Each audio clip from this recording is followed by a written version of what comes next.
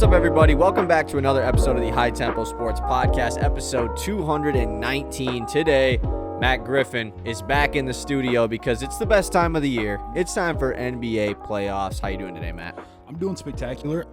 Excited for the playoffs. We had a couple days with no basketball.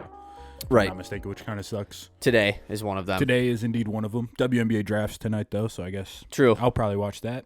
Yeah, I'm good. Had a tweet today kind of pop. Well, are you familiar with Accidental Bronson, the Twitter account?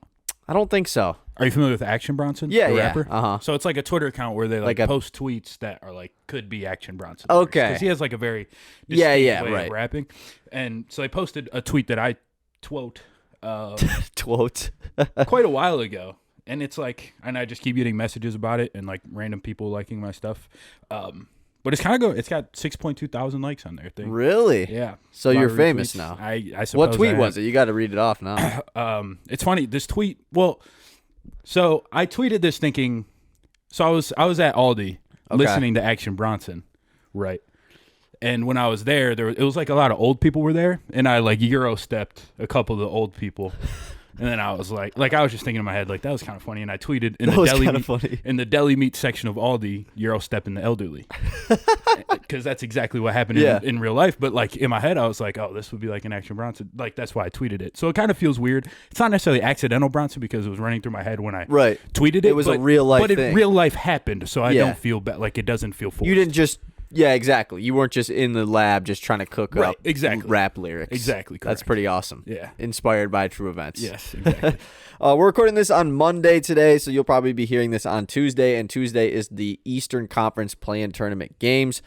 Quickly, before we get into it, I got to make one quick announcement.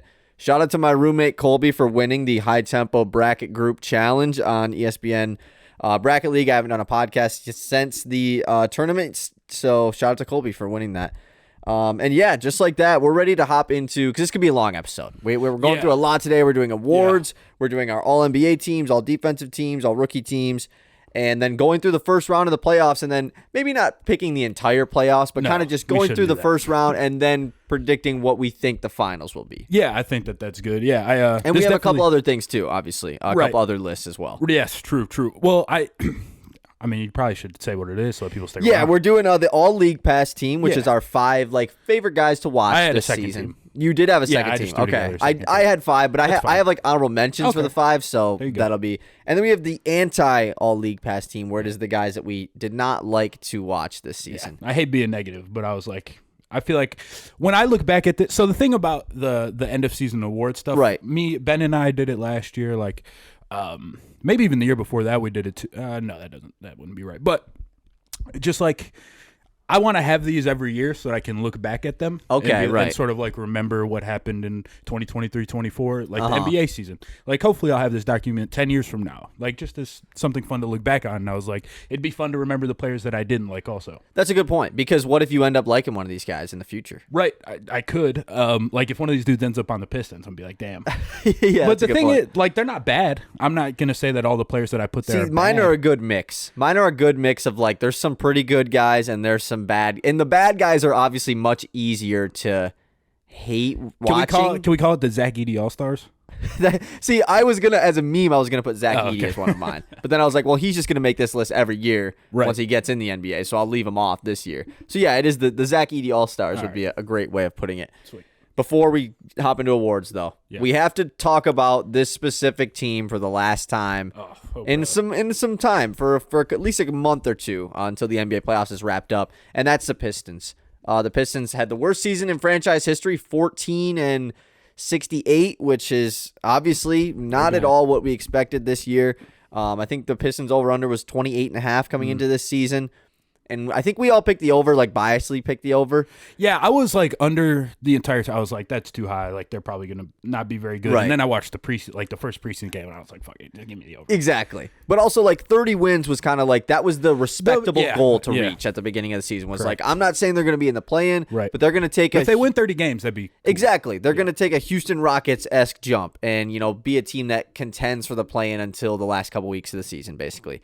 And that did not at all happen. And we made a terrible conference, too. It was a terrible conference.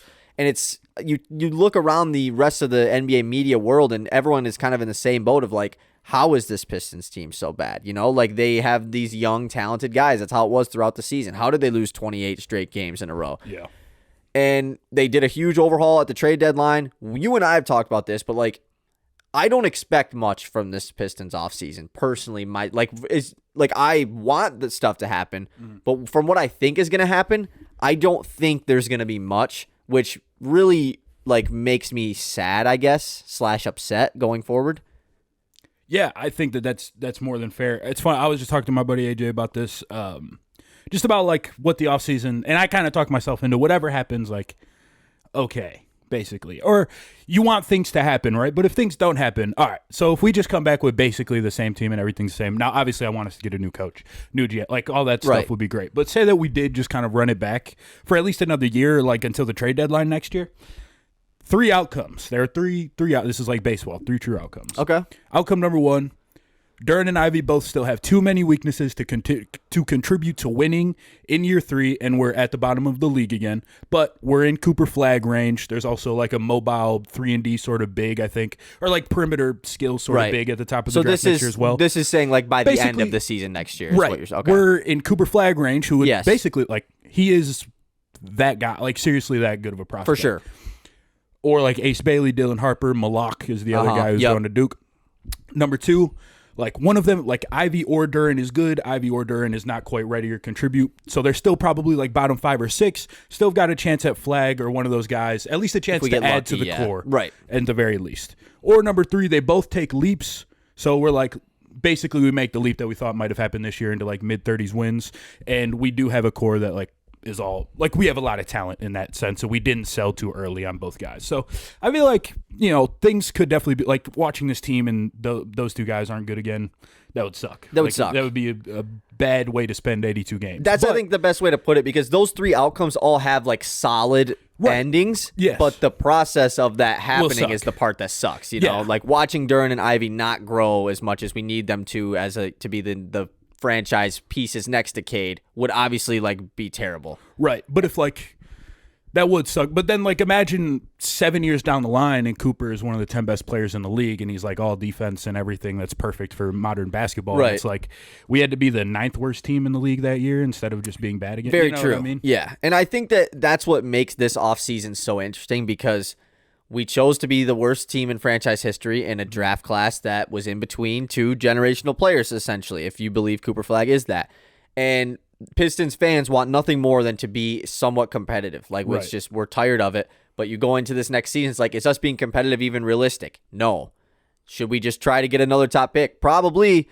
But, like, that would suck. It just sucks, you know. Like it just sucks because I saw the Pistons timeline on Twitter last night. It was a very like. It was like depressing, but also like happy mixed together. Like people were talking about how bad the season was, but how happy they are that it's over and everything. But it really did make me think like this was one of the most depressing seasons I've ever had as a basketball fan, just from my favorite team's perspective. Like this really, really sucked. Yeah, I mean, yeah, it was horrific. I hated watching it for the most part. Right. I wouldn't say I hated watching it, but like, yeah, they definitely got to a point by the end of the season where I was like, all right, like I can tune this out and watch other teams, you know. And I'm usually a watch all 82 guy. Like even last year with Cade out the whole season, like I watched the Eugene Omoruyi days at the end. I watched the Carson Edwards games towards the end. Like I didn't do it this year either. Like I probably didn't watch the last 10 games. Like maybe I tuned in like for a little bit, but yeah, when it was Cade's not like the roster this year felt so uninspiring. I think past Cade to like I had I don't know, the hope levels for Duren and Ivy dwindled definitely, and my guy Killian's not on the team anymore. That's part of why I watched. For sure. Like I don't know, it just wasn't as interesting. And Cade did what we wanted him to do this year. Awesome. I mean, he was 23-8 on like, and he cut the turnovers from the beginning of the year. I think he put 3.5 turnovers a game. Down. I'm pretty sure. Yeah, like he was a guy that was looking like he might average close to 5 turnovers a game. He was under 3. I think I didn't like check this before. I didn't know. But like I'm pretty sure he was under 3 like the last 40, 50 games. I would bet he would, because he finished at 3.5. So he was riding high for a while. Yeah. So that definitely probably is accurate. So here's my question for you. based off of no knowledge of if Troy Weaver's going to be around, if the new president, if I assume we're going to hire a president of basketball operations, that seems like the only confirmed thing that's going to happen. If they hire their own GM, that GM keeps Monty, who knows? Of these three outcomes, what is most likely? Ivy and Duren still both on the team next year. Just Ivy on the team next year, Duren traded. Just Duren on the team next year, Ivy traded. To start the year? To start the year. And I'm not going to say both of them traded because I don't think that would happen. I don't think so either. I kind of think Ivy's going to get traded. Yeah. To be honest with you. But it's weird. I don't know what I can't. It's hard to put a finger on his value, I think. It's very difficult. I love it. Jaden Ivey, there were definitely stretches of this year where I was super in, super duper in. That one stretch where he was playing really hard and getting a bunch of offensive rebounds and stuff. I was drinking all the Jaden Ivey Kool-Aid, but it just didn't quite work out. He didn't really finish it. He just couldn't shoot. It was probably the biggest part, but he couldn't score efficiently anywhere. And he doesn't play defense. I'm cool. It's hard. Yeah. We're this uphill battle. And I love the group of young guys like Duren. Obviously, he has his moments, and I think that a lot of Pistons fans really like Duren as this second guy of the corner, whatever going forward. I still think Asar is kind of the only guy that you can say we really shouldn't even think about trading him until we figure everything else out. But yeah, I feel like any competent owner would demand an overhaul of everything, it's Cade, and then you do what you got to do everywhere else. Obviously, don't do nothing stupid that makes it not worth it. But if this team lands the first overall pick, Alexander Sarr is the pick, and this current front office probably plays him and Duren together because they love this playing two bigs together thing. But that's not what you should be doing. So I think that really plays into those three outcomes as well. Are we going to get the first overall pick or not? Definitely plays into the three outcomes. And I think, you can't bank on getting the first overall pick. It's a 14% chance. Yeah. At the end of the day, good shot that you drop, statistically, mathematically, you're probably not going to get the number one overall pick. But, it'd definitely make things odd having Sarr and Duren day one. They might end up figuring it out. I think Sarr is spectacular, truly spectacular. I really, really want him. But, I don't know. Playing them together it's not gonna look good for a little bit. No, and it's just frustrating, man. Because then you still have Asar on the floor. You do exactly. You had to play Asar. Oh my god! And then you have Ivy next to him too, who also isn't the greatest shooter either. So that's bad. It's just that's bad hoops. I'm happy that this Pistons season is over. I'm not, but most people are looking forward to the offseason. I feel like I'm genuinely not that much. Yeah, I don't think I'm I'm looking forward to the everyone has lottery, their hopes up. Everyone thinks that some crazy stuff is going to happen. We're going to trade for Donovan Mitchell, and it's just yeah. I don't think anything substantial is going to happen. That has not been a clear point of this team the last three off seasons. It's been we're just going to keep our options open with the cap space and develop the young guys, which I understand to an extent. Mm-hmm. But when you have a season that you just had, it's hard to sell that. It's very hard to sell that again. So we'll see what happens. Mm-hmm. But let's move on now. We can be done with Pistons for a while because it's the playoffs time. Super excited for this NBA playoffs. Just before we do anything, is this the best NBA first round of your life as a basketball fan? Not ever in general, but since you've been an NBA hardcore fan, is this the greatest first round matchups? It's got to be up there. I remember I'm probably it's better than last year's off the top of my head for sure. The bubble was pretty awesome. That's true. There was a lot of good first round basketball that year. And everyone felt like they had a shot in the bubble as well. Yeah. And there was an added God, we haven't had basketball in a minute. I remember being so excited for the bubble because that was the first year where I was really, really, really into the NBA.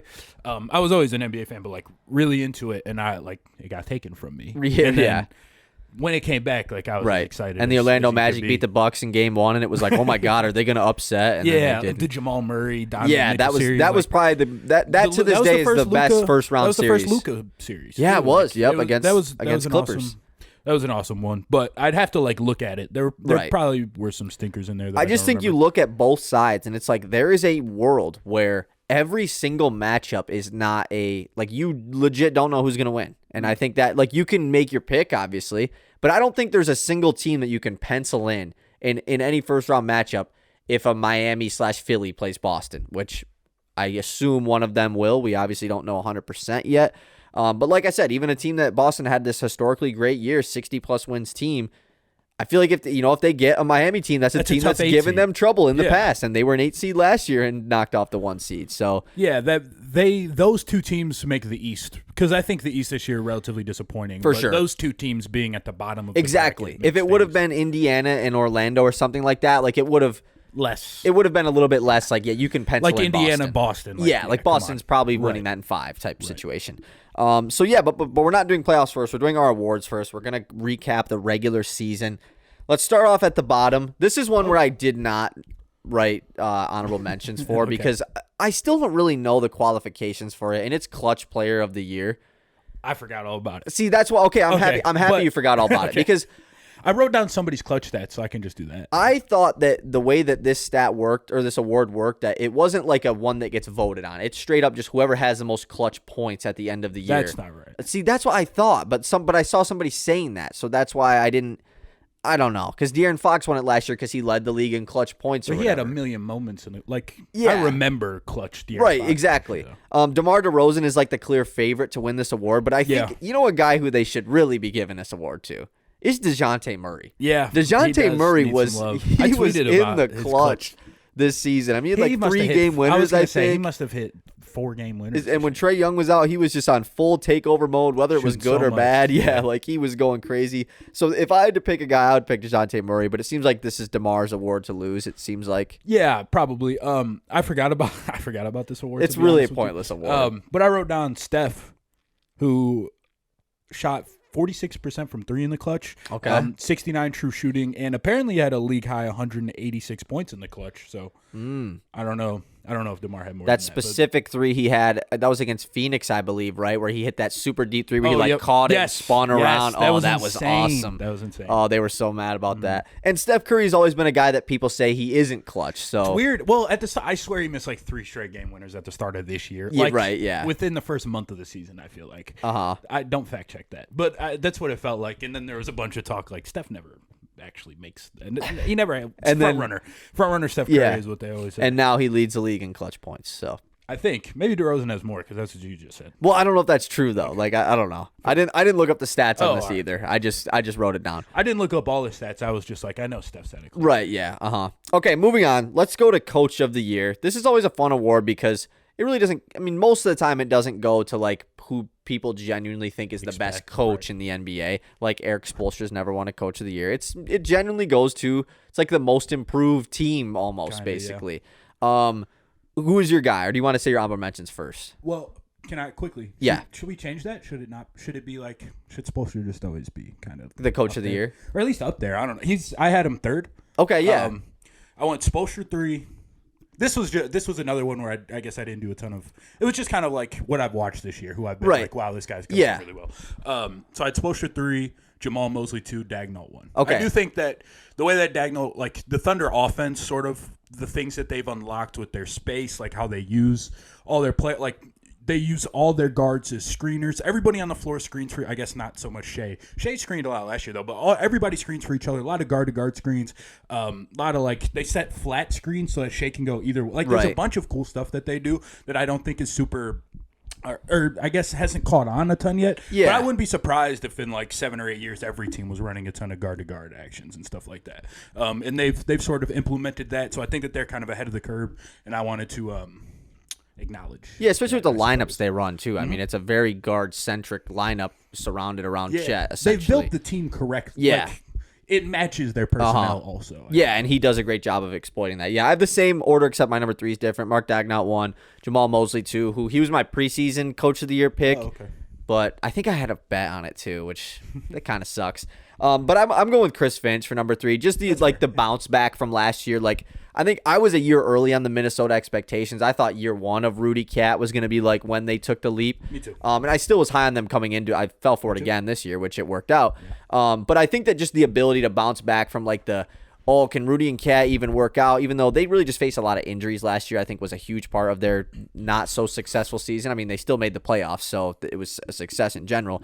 But I think this year, leading that historically great defense with Minnesota, I'm going to give Chris Finch a little bit of love and throw him third. Yeah, that's valid. He definitely deserves a shout. A lot of great coaches in the league. Yeah, I would there's say so this many. This is one of those awards where it's like, yeah, I don't care who you pick. Ime Udoka should get some love. Yeah, he definitely needs some love for how they Missoula swapped. needs some love. Yeah, he definitely does. I mean, especially the way that he became the Celtics coach. Yeah. You know, he was never supposed to be their head coach in the middle. He got thrown right into it last year. From being a great team. Like that's just they do a lot of cool stuff too. They do.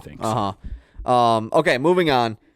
Will Hardy's the other one. Ooh, that's a good one. That's a good one. A lot of people love They just Will weren't good Hardy. enough. I think his offense is so much fun to watch, but I mean, they just aren't good enough. Right. I would say. Yeah, that's a very good point. I also think like little bit Taylor Jenkins, like just a little bit, like just kind of finding like. I mean, it's not really his role, but like with the hand he was dealt this year, I think that like the results you got from a lot of guys on that Memphis team was a bit just like, okay, like this is not really this team should be terrible. This team should be the worst team in the entire league, basically. Right. And maybe that's not a Taylor Jenkins thing. Maybe that's a front office thing, but maybe just a little bit of love for probably for both. Jenks A little bit there. of both. Yeah. Okay, moving on.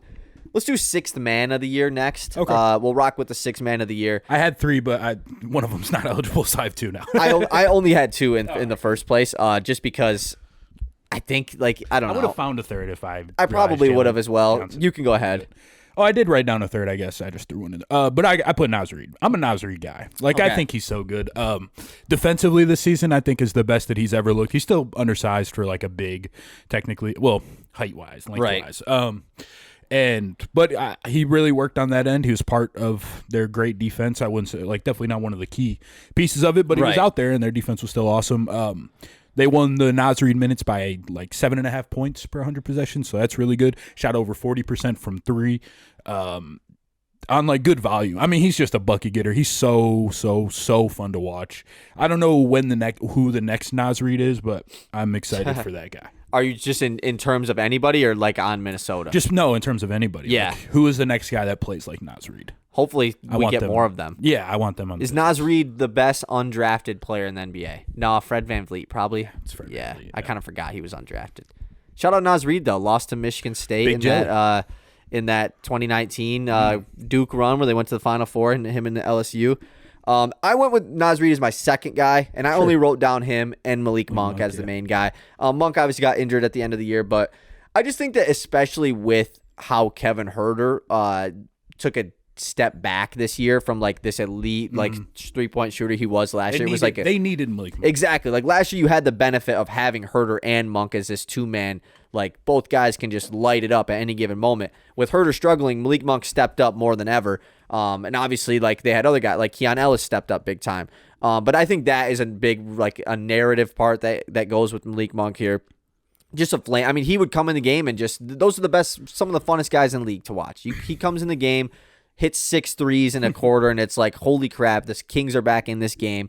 And I just love the duo of him and Fox. Like, they're just so much fun together. Yeah, and it was a weird season for Fox, I think. It was really up and down. It was. Less consistent than last year, I feel. But Malik Monk, like, picked up some of that slack. I feel like when Fox didn't have it, it felt like they leaned on Malik Monk a lot, and he produced enough, like more than you can expect any bench player to produce. So I agree with that. He was my second guy. Okay. So, and then I wrote down Norm Powell. Yeah, another guy. He's like in the similar. freaky efficient, like freaky efficient. He just doesn't have the ball as much as like Malik Monk. Shout out Norm Powell. Shout out Norm Powell. I'm excited for that series, man. See, I'll talk about this right now. Okay. I plan on doing it there. I hate that they're playing. I hate it. Oh, really? I hate that it's Clippers Mavs again. Like I'm excited to watch it. But I just wish they weren't. It doesn't sound like you hate it that much. No, I just hate that they are matched up again. Like, I want them both to go far. Like, I want to root for both of them. I could get with that. I like all the Clippers guys. Like I've never been like the biggest Kawhi guy ever, but I guess I'm just rooting for all those other guys to finally go on a deep playoff run. Like, it's just their time. Like, it's felt like this season was the season for it. No, you got to play against the hottest guy and maybe the best guy in all of the league. And I agree. Like, I do like this Clippers team a lot, and we'll talk about it. But I like this team a lot too. So, I'm excited for the series. It's going to be fun to watch. But you're right in the sense of like this will be awesome. This will be more conference awesome finals, in the second round. Yeah, exactly. Like that's the part why because one of these teams has to flame out in the first round, and then it's like, oh, they lost in the first round. They need to blow it up. It's like, look who they played. You know, like if this goes 7. I can't be mad at either. You can't blow it up. Just run it back. Like, and just hope you get a better matchup next year. I wholly agree. That's kind of where I'm at with that. Okay, let's move on to most improved player. This was like basically a two-man race for most of the second half of the season, and then like the last. This is the one where I do erase a guy. I don't know why I said so. Because of Jalen Johnson, yeah. But this was like mainly a two-man race for most of the year, and then towards the end of the year, Kobe White kind of like started to fall off essentially efficiency-wise, which because he was shooting at such a high clip. Right. But you can go ahead and give me your. I don't like Tyrese Maxey is not a most improved guy. That's kind of how I feel, but it's just. Like, he just is going to win it, you know? I know he's going to win it. Yeah. I just think it's dumb. It's like, dude, he became the second option. He was good. We already knew Tyrese Maxey was good. Right. He just got the ball more now. Don't get me wrong. He had an awesome, like a better season than I anticipated. But, I mean, once Embiid was out, it's not like he was, like, still flamethrowing. No, definitely. And, I agree. I totally agree. I don't know. Did he play so high above expectations at all? I don't really think so. He was really good. He was really good, of course. But the way that I kind of like, it's the worst award ever. Like, it's totally the worst award. Did Ja win it? Ja won it. God, and he was the rookie of the year in year 3. And like coming into this season, it was like Cade is going to be most improved player. I always thought I love Cade. It's stupid. Like, bruh, he can't. I'm expecting him to average 25 points. Like, you know what I mean? The best years is when it's Julius Randle winning it and when it's Lauri Markkanen winning it. Like, that was a good one too. But both of those guys took like another leap. So now you're looking back, it's like, oh, all stars. Right, Like Lowry especially. It's like, yeah, exactly. I mean, like, even when, like, Jimmy Butler won it and Giannis won Most Improved Player, like, those were guys that, you thought were going to continue to grow, but they weren't supposed to be all-stars, and they took all-star leaps, and obviously ended up being superstars. We kind of knew Tyrese Maxey with James Harden being, like, the way that I view it, I guess, is whoever's favorited to win the award at the beginning of the year shouldn't be winning it, and Maxey was up there. It's kind of like Coach of the Year in a way. That's a good point, yeah. Or at least how people view Coach of the Year. Yeah. Not how like Scotty Barnes, I think, was one of the favorites to win this award this year. Why? He was the rookie of the year. Yeah. Like, what are we talking about? So who is your guys then? I wrote Kobe White and Kuminga.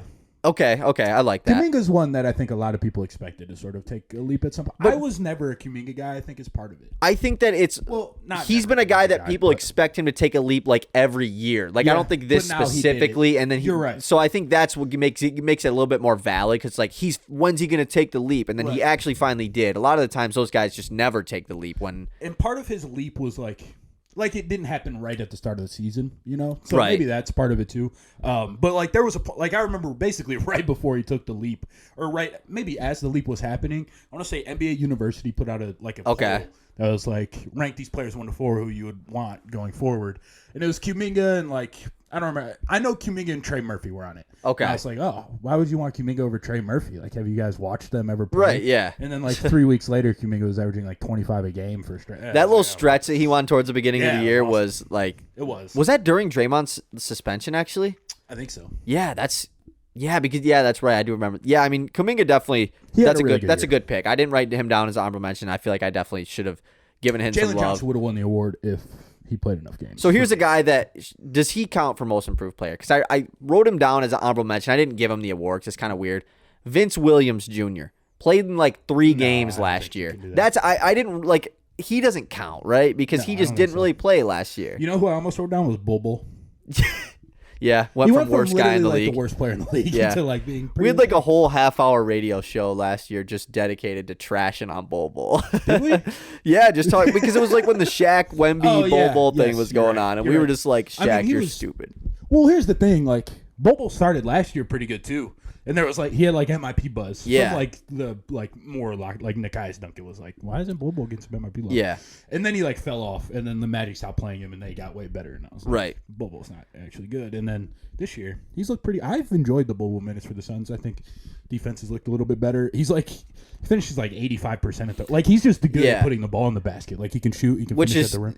Yeah, I mean he's huge and has touch. Right. I think that. Yeah, I guess he's just surprised me I just didn't think we were going to see him this much. Right. I figured he was just going to like be a bench guy that really don't get any minutes at all. Yeah. And he's been like a guy that they rely on at times. So I think that's maybe the Vince Williams type of thing. Well, Vince Williams like played so little. I almost feel like that. But like let me pull up the exact games. Came to my mind. That's a good one for that type of thing. Because I was going to put him on my all-league pass team too, but then I was like, he's on the Pistons. I don't know if that even counts as all-league pass team for me. But so last year, Vince Williams played in 15 games. and not a lot. Played He's 7 just minutes so a game. young. Like it feels did, weird giving it to That's a good guy, point. like, Yeah. I guess I don't know how old. He's probably not that much older than Kuminga. Vince Williams is 23. So probably like a year. Like he's probably older than Kuminga, he right? probably is. Yeah, Kuminga is 21. Yeah. Yeah, so All that's right, a good so maybe point. I'm wrong. You know what? But fair that's enough. different though. But he It's didn't years. play. It's I don't years. know. Like Kuminga's in year 3. Williams is in year 2, quotations year 2. Like I don't know. I should have better guys than Kuminga. Maybe. see, but I don't think that there's a great selection. Like No? so the way that I had like I I'm wrote just thinking off the top of my head right now. Here's the other thing about me doing. I didn't listen to anybody's like awards thing. Like I right. didn't, I didn't either. Yeah, Like I listen. all right. I guess I've seen some stuff about sure. what I mean, people. people yeah. talk about it all but I didn't. throughout the year. I haven't like based it off of. I didn't be like who Zach Lowe got for Right. Like, Yeah. I Yeah. didn't do that. Right. Exactly. I did pick Kobe White just because it was a more unexpected one. Like I think Yeah, I that's picked him why I think that's totally fair. Like Maxey, I wrote down like he deserves the love obviously because he did take a huge leap. But Kobe White jumped up 10 points per game and he really turned into this like elite shooter scorer that they didn't necessarily expect. I think that even like Ayo Dosunmu like deserves some love should get for some this love for award this as too, well. yeah. But I mean, they're on a team that isn't in the playoffs and Weird team. Just it's a such very team. weird team. I wish that all of those players were somewhere else, if that makes sense. for the Yes, Bulls. and then you have like Caruso as well. That's what I'm saying. Yeah, Yeah, him- exactly. Him very much so. Javon Carter, like there's a Yeah, bunch of yeah, guys that I exactly. just Like wish just on a bunch of different teams. hounds. Yeah, a guy that I wrote down that at the beginning of the year, I kind of was talking about him for this award, and he's a guy that like the stats don't necessarily show that he took this huge leap, but like Jalen Suggs, I think deserves love. I like just that, because yeah. he went from a guy that was always a good defender. That was never a question. Like he was a hound defensively for sure. But he went from a guy that people were like, is he a bust? Like, did they make the wrong decision taking Jalen Suggs or whatever? And he's like probably all defense this year. Like there's a good chance he gets all defense on a playoff team. And he brings the energy to that good, team. man. Like he's so fun to watch. He is just always in the passing lanes, always deflecting, always wreaking havoc. And he shot the ball well from 3 this year. He ended up shooting 39% from 3, which is phenomenal because He's their best shooter. Yeah, like he's just straight up their which best shooter. that's an Orlando thing. But like it's a thing where like, dude, he's getting like they're not helping off of like he's shooting 39% from 3. That's a good point. And yeah. he's not They're not like letting the guy him shoot. Yeah. Right. Yeah. I get what you're saying. So yeah, I think Suggs deserves some love. Obviously, I wrote down Maxey as my other guy, but Kobe White is my pick for the most improved player. He's not going to win the award. It seems like all these awards I think are all like you can't even like Basically locked up. I did look at like the betting odds okay. to see, but I should've done you that. can't though because they're all locked because everyone has already won them apparently. So, okay, moving on. Rookie of the year, rookie of the year. Rookie of the year. Vic. Vic. Yeah, like this is one that. Can we do like a Vic thing real quick? Yeah, obviously. I Can we do a Vic am thing? so like there are people who have not watched basketball like at all this season that in 6 years are going to be I have to go watch Vic in the finals. Yes. Like I really think he very much so is like the next like legit like Jordan, LeBron, now it's going to be Vic. Like I think he's that good. I don't think that's a doubt. Like Yeah. he really is. Yeah. Is this the best rookie season that we've ever seen? I think we'll average like 37. Like that? No, that we've ever seen. Like be better than the like Blake Luka. year, better than the Luka year, better than. Yeah, I think so. I'm trying to think of the other top like I mean, I was rookie young. seasons. I was young for Blake and Yeah, LeBron, you're right. I was like 1, but like obviously. those are the other guys I guess that come to mind. But yeah, he's- like I feel this is even if it's not, which it is, I think even if it's not, like you see what's happening here. That's a very good point. Yeah, because also I think that some of those other teams, they just were like pretty good teams. I think that if the Spurs were anything better than like one of these bottom teams in the league, like if they were a 30-win team, I think just even that, All-NBA even probably. that's what I'm saying. Like even that conversation would get totally flopped. To like Mm-hmm. that's the only thing you can point at for like no one's hating on Vic, but I'm just saying if you like were trying to say he's Yeah. not the next face of the league, you're Why like, doesn't well, he win any well, they're games? not winning. Like that's kind of just something that people I get do. it if you don't watch because it's like LeBron wouldn't lose 70 games, but like, dude, I'm telling you, he wish is that good. What if I really hope Vic is all NBA. Like he's not gonna He's be. not gonna be, but it would be crazy. But also like I did this podcast a while ago, so it's a little bit outdated. But like I genuinely don't think that there are 14 players or 15 players that had better individual seasons than Vic this season. That meet the threshold. think I would disagree with that. Okay. But because of the start of the season. Yeah, I guess you're right. The first couple months, he wasn't quite holy You're right. shit. It definitely was. I mean, he was definitely holy shit. Every time you watch, it was like, oh my but it was god. more But of it a wasn't spurts thing. Yeah, exactly. And then the last 2 months was he's just taking over every games single all the time. game. He's doing crazy shit. Yeah. So there isn't enough to say. I'm saying this so we can come back and say it. Dude, I promise. If you are not watching the NBA, if there's any reason that you feel like the NBA is not for you, just turn on Vic games, bro. Sometimes I always see people Pistons fans be like when Vic goes off to quote it and be like, oh my yeah, Adam Silver, you are not welcome in Detroit. I don't feel that way at all because I'm just happy that. I mean, obviously, I'd rather have Vic, but of course. they would have found some way to fuck it up. No, but the Spurs are so. That's a good point. The other Spurs are worse than the Pistons. That's a good point. They don't do a good job. The other Spurs are worse than the Pistons. Yeah. Cade is so far ahead of. Obviously, I love Vassell, but it's Cade on a tier of his own. If you were ranking both teams just as far them as together, yeah. Cade is on a tier of his own. Vassell's on a tier of his own, probably right. And then are we just ranking the younger guys? Yeah, I guess that's what. Then it's I think Sohan and Ivy, Sohan, Duran, Asar is probably with Vassell. Yeah, as assets, right, I would say so. Not quite right now. And then for sure. We got Keldon Johnson's kind of in that. He had a bad season. He did have a bad season. But I think even our older guys are a little bit better than Fontecchio is better than for sure. Even Grimes, I know he barely too. played for the Pistons. Stu, but we've got better pieces Stu's outside of him. Stu better than Zach Collins. Yes, at least as an asset. 100%. Yes, yeah. So I mean, you're right, and they also didn't do a great job. No, he didn't. Sohan was playing point guard for just wait 30 games. Just wait till we get to my anti-league pass. Okay, but did you? I didn't write anyone else down for Rookie of the Year. I mean, obviously, I know who they are. Chet is 2, Brandon Miller's 3. Yeah, there's guys that deserve love. Awesome. Yeah, and Chet wins Rookie of the Year most of the time. This is almost every other year. That's what I was going to say. Other than Luka year, you said he's up there as far as best rookie season. That's ever. A great point. He's holding down one of the best defenses in the league on the 1 seed. He's their anchor, one of the best Western conferences. And he unlocks basically everything that they do on offense. I mean, obviously he's not their best offensive player, but to a degree, having a 5 that there's a lot of 5s that shoot threes. Not a lot of them have to be guarded like Chet has to be guarded. Right. Yeah. So there really aren't a lot of guys that are doing what he's doing and are that valuable. And he's a rookie. He's going to be one of the best players I really think he's going to be one of the best players in the league, and he's kind of an afterthought because of Vic.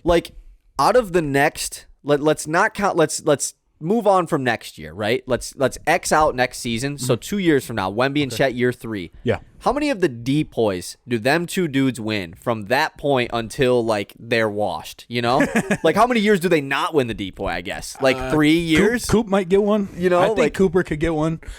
Because they're probably not going to play 70 games every year. Gobert might still be around. Jaren.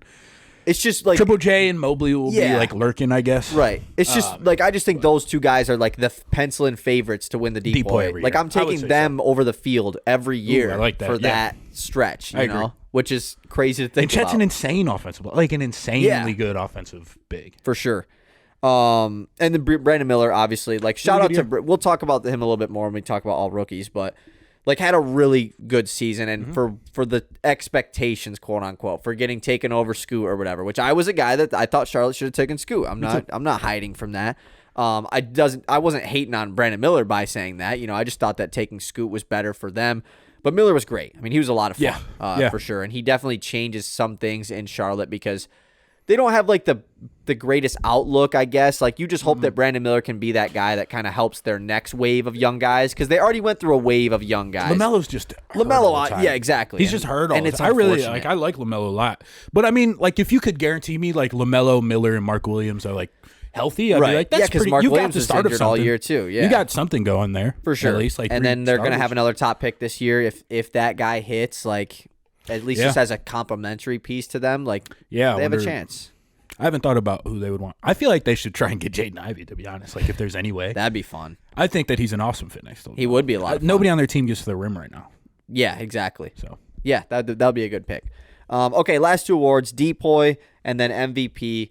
Defensive Player of the Year. This is another one that I really don't think there's a debate for this. And as much as we just talked about how much Wemby is this, I actually almost talked guy. myself into another guy. I think that if Gobert wasn't leading this historically great defense. Yeah. And I also think it's the fact that he's won like 3 depoys that people are like, oh, it should be Wemby. He's got 4 and yada yada. Who cares? Like I hate that thought process. I like people saying Luka should get MVP over Jokic. Like, but using that as their main part. Right. It's like Kobe only had 1. How are we going to give Jokic 3? It's like Kobe only. I don't know what to tell you, man. Like, Kobe only had 1. Shaq only had 1. Yeah, exactly. It happens. It's Steve Nash has 2 MVPs. It's how the cookie crumbles. Right. Steve Nash already has 2 MVPs, and everybody thinks Shaq is better than Steve Nash. So clearly, it's not that. And big also, of a deal. I'm just going off on a random tangent here because we're talking about freaking Depoy, but.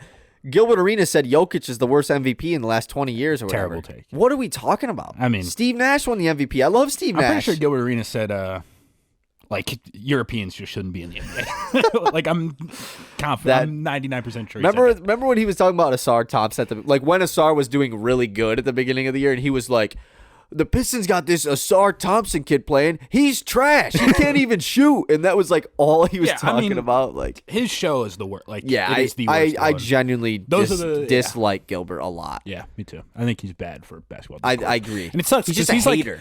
He's like a good personality. You know what I'm saying? No, he could be. He's an awesome great. personality. Yeah, he could for sure be great. He just doesn't talk about. But he's just basketball. a hater. Yeah. Anyways, Depoy, you said you almost talked yourself into another guy. I did. At least, well, I never really moved Gobert off of number 1. Right. At any time, historically good relative defensive rating, they're top 10 ever. Basically right in line with the 04 Pistons. They're at that level as far as relative to the rest of the league, how good their defense is. He contests everything. He's in the perfect spot all the time. I've always been a Rudy guy, pro Rudy guy. Right. Even when it was that we were really in the gutter at one point. But I've always been there. I think this is the best he's ever looked in space, to be honest. Right, yeah. Which is funny. I mean, he's obviously getting older, but I think the footwork just looks really good, and he knows how to use his length perfectly. Phenomenal season from Rudy. Number 2, I didn't go Wemby number 2. Okay. You have Rudy wrong, right? Did you have Wemby 2? Yeah, Rudy's winning. Wemby I did put as 2, but kind of just as I'm just showing him love kind of type of thing. I ended up with Bam at 2. Okay. I think... God, it sucks. Bam's probably never going to win one because he is one of the best. It's kind of like AD, never going to win one either. It is, yeah. Those two guys are 2 of the best. You just think they totally ever, should, they just don't have one. But Miami's the 4th best defense, quiet as it's kept. And, dude, he does everything. Watch them. He does everything. Yep. The on-off difference is massive. The versatility, has always been the calling card, sort of. He's so switchy. But there's probably only, a handful of guys that are better right at the rim, too. He can do everything, and this year he's done everything. This is probably the least defensively talented Heat roster ever. Off top, Jimmy doesn't give a fuck. I'd say so. Yeah, the rest of the team, I don't know. Yeah, I agree with that. But so it feels like they. God, I don't think I read this otherwise, so I don't want to say it's only my point, but I definitely agree when you watch it. Because the rest of their team is not as good defensively as it has been in years past. They're all right, we need Bam by the rim a little bit more. So we'll play it more and drop. They play a ton of zone and stuff. They just want Bam by the rim to clean everything up, and he totally has. So he's switching less, but it's still great switching. He's still as impactful as ever at it. He's dominating zones. He's straight up taking wing matchups every once in a while. Switches, traps, drops. He unlocks everything that Eric Spoelstra can do. We talk all the time about how everybody talks all the time about how good Eric Spoelstra is, and that's absolutely true. But we wouldn't even be able to see half of the stuff that Eric Spoelstra has in his bag if he didn't have Bam Adebayo anchoring his defense. So I think that he deserves more love. He had a really phenomenal season on that. And he's also just not your typical rim protecting center. He's small. He's 6'9". But he does it everywhere. I mean, he can he can defend the perimeter. He can come up in space. He can guard a pick and roll a lot. It allows Miami to be more flexible on defense. Schematically, they can do whatever because exactly. Bam was the guy who I wrote 3rd. I also I want to show some love to Jared Allen. I think he had a great defensive season as well. But yeah, Rudy, I think you've already mentioned it, but just the fact that this is the best defensive team we've seen in the NBA in quite some years. Historically great defense. I know Wembanyama is elite, and obviously it was the last 2 months, Wemby's probably defense player. And he's going to get his depoys. But also, the depoy doesn't go to a guy that isn't on a top 5 defense, let alone a top 25 defense, So, but the difference when he's on versus off is so that's drastic. A very good point. How can I blame him? But yeah, Rudy is the pick for that.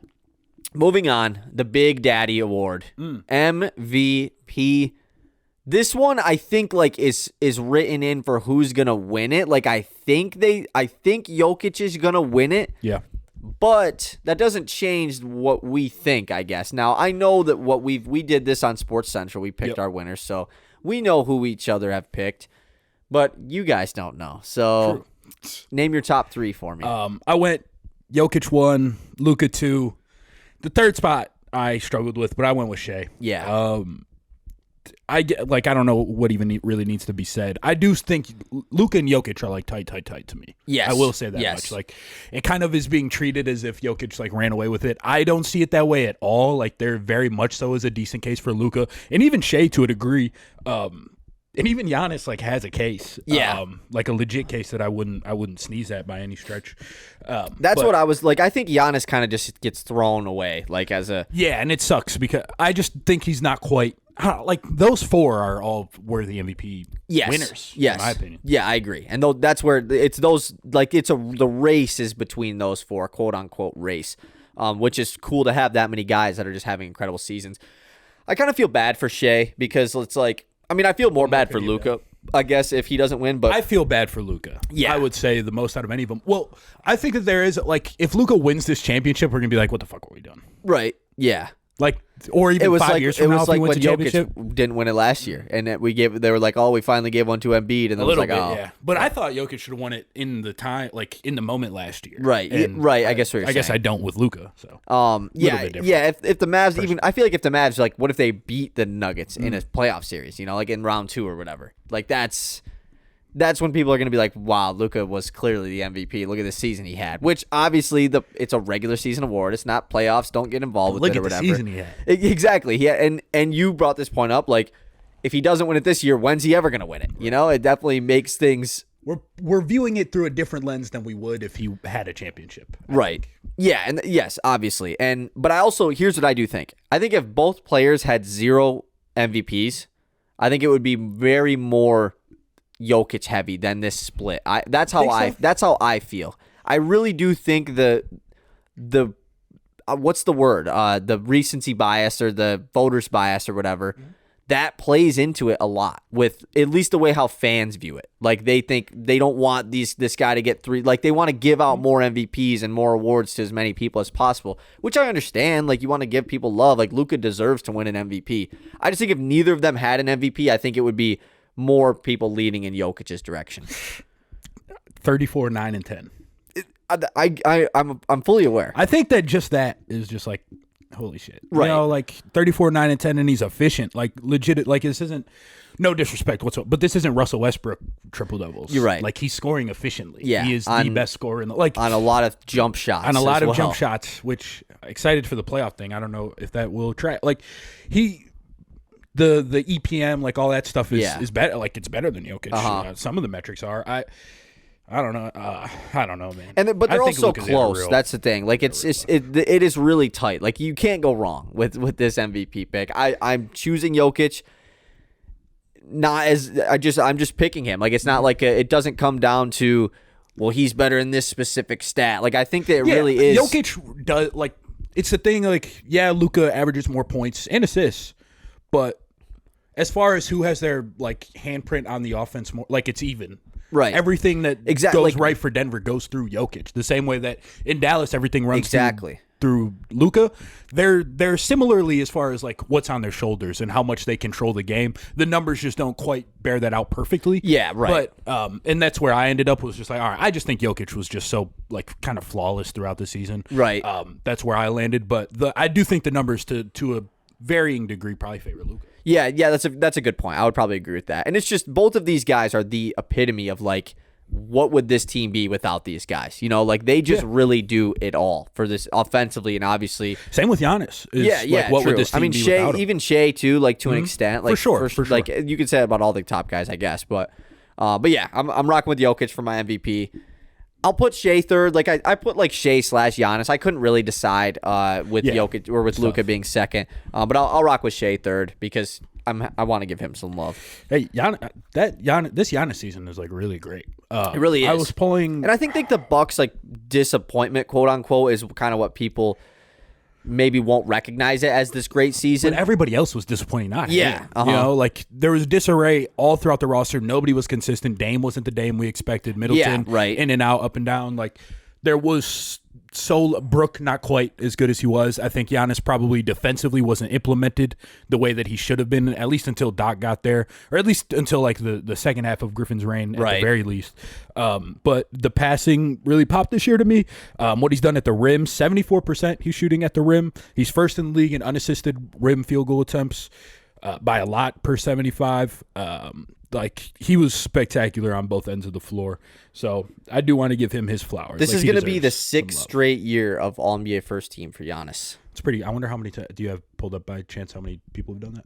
I don't, but I can try and find it out because it can't be that many. No, like no way. Luka. So Luka got drafted in 2018. So this is his 6th year, right? Yes. Right? Yep. He's made it 5. This will be his 5th. Yeah. First team, too, every time. 6 first team All-NBA. He didn't even have, because like Giannis made the second team before he made the first team. You know, like he didn't even take his time to get into that conversation. He just immediately was on first team. Does Luka have more than Steph? All first teams? Nah. He might. God, I feel bad. I'm happy that they don't do this anymore because, like, the fact that it was just like Steph and Luka or Steph and Harden, and then it immediately went to like Luka is just like no other guards have any other chance to get first team ever. Like in this, but obviously like it's Luka and Shea right now. Exactly. But yeah. Again, but now that it's changed. But I mean, it's still like good luck cracking this top 5. So LeBron has. This doesn't tell me in a row though. It just Steph tells has 4. Me only 4 first teams. Steph's got 4. Chris Paul's got 4. That's pretty crazy. So he could be up there for guards. Magic's got 9. Jerry West and Bob Cousy have 10. LeBron's got the most with 13. So, yeah. I mean, I don't know if he'll catch LeBron. 13 is a lot, but he could absolutely get up. Like Kareem, Tim Duncan, Michael Jordan, Jerry West is 10. Right. He could get there reasonably. So LeBron went 11 straight years being on All-NBA first team. Yeah, that sounds right. Which is just pretty outrageous. 19 total selections. Yeah, 11 straight years of first team. So Giannis was 6 straight, still incredible. But you got some ways to go before you catch up with LeBron. Okay, let's move on to our All-NBA teams because I think that will be fun. Do you want to start with All-NBA or do you want to do rookies or defense first? You're the host. Let's go with. Well, usually I say you're the guest and you pick, but that's all right. Well, let's do all rookies because that's the All-NBA teams are kind of the juicier ones. Yeah, sure. And I think all rookies are. I mean, like this. I think I went a little bit off the beaten path. Okay. Well, not quite with the first team a little bit. Okay, give me your first team. All right, so Vic, Chet, Brandon Miller. Obviously, we already locks went for through sure. them. The other two, you can make arguments. More. Yeah, I think Derek Lively is like a guy that I didn't have to think about at all as first team. I also have him on mine. The 5th spot was hard. It is. I ended up with the men. Okay, I like that. I like that. Jaquez obviously has a pretty good case. Yeah. Pajemski has a pretty good case as well. I just think what a men did, especially the end of the season, like the stretch, the last Fred like Van 40 Vliet games injury too. Rebounding was through the roof, both offensively and defensively. The defense was, obviously it's not Vic or even Chet who are like the anchors of their defense, but past that, I think he's the best defensive rookie, and I think he's one of the best defensive guard, wing, whatever position he was playing in the league. Right. Because he was, I don't know what he just. Yeah, you don't know what he is. He just kind of hung out in the dunker spot and like, especially once like Tari Eason was done for the year too. Like, he kind of filled that like random wing role where he was playing the 5. Yeah, there were times where he was playing the 5. Obviously, he's not like Jabari Smith was really the 5, but on offense, he was playing the 5. And he was awesome. The passing, the athletic, he's the best athlete in the league, I think. So I ended up with him on the first. I thought he had a really good season too. Yeah, I think that if we were just doing the 5 best rookies, I think I would put Amen Thompson in mind just because like you can see clearly like what the future holds for him essentially. It was just a learning process for not a learning process, but just they eased him into the season. Obviously he had a little bit of an injury at the start of the year and was playing in the G League for a while too. So I did put Jaquez on my team, just kind of strictly because like he was one of the better players on a good team, you know. Yeah, and I think that he started hot and like cooled. He definitely down, cooled down. Maybe for sure. This is too much recency bias for me. But. And I think it is kind of hard to not have recency bias with these awards because it's just like Amen didn't play them like exactly so like you can't really judge him essentially for the way that he played.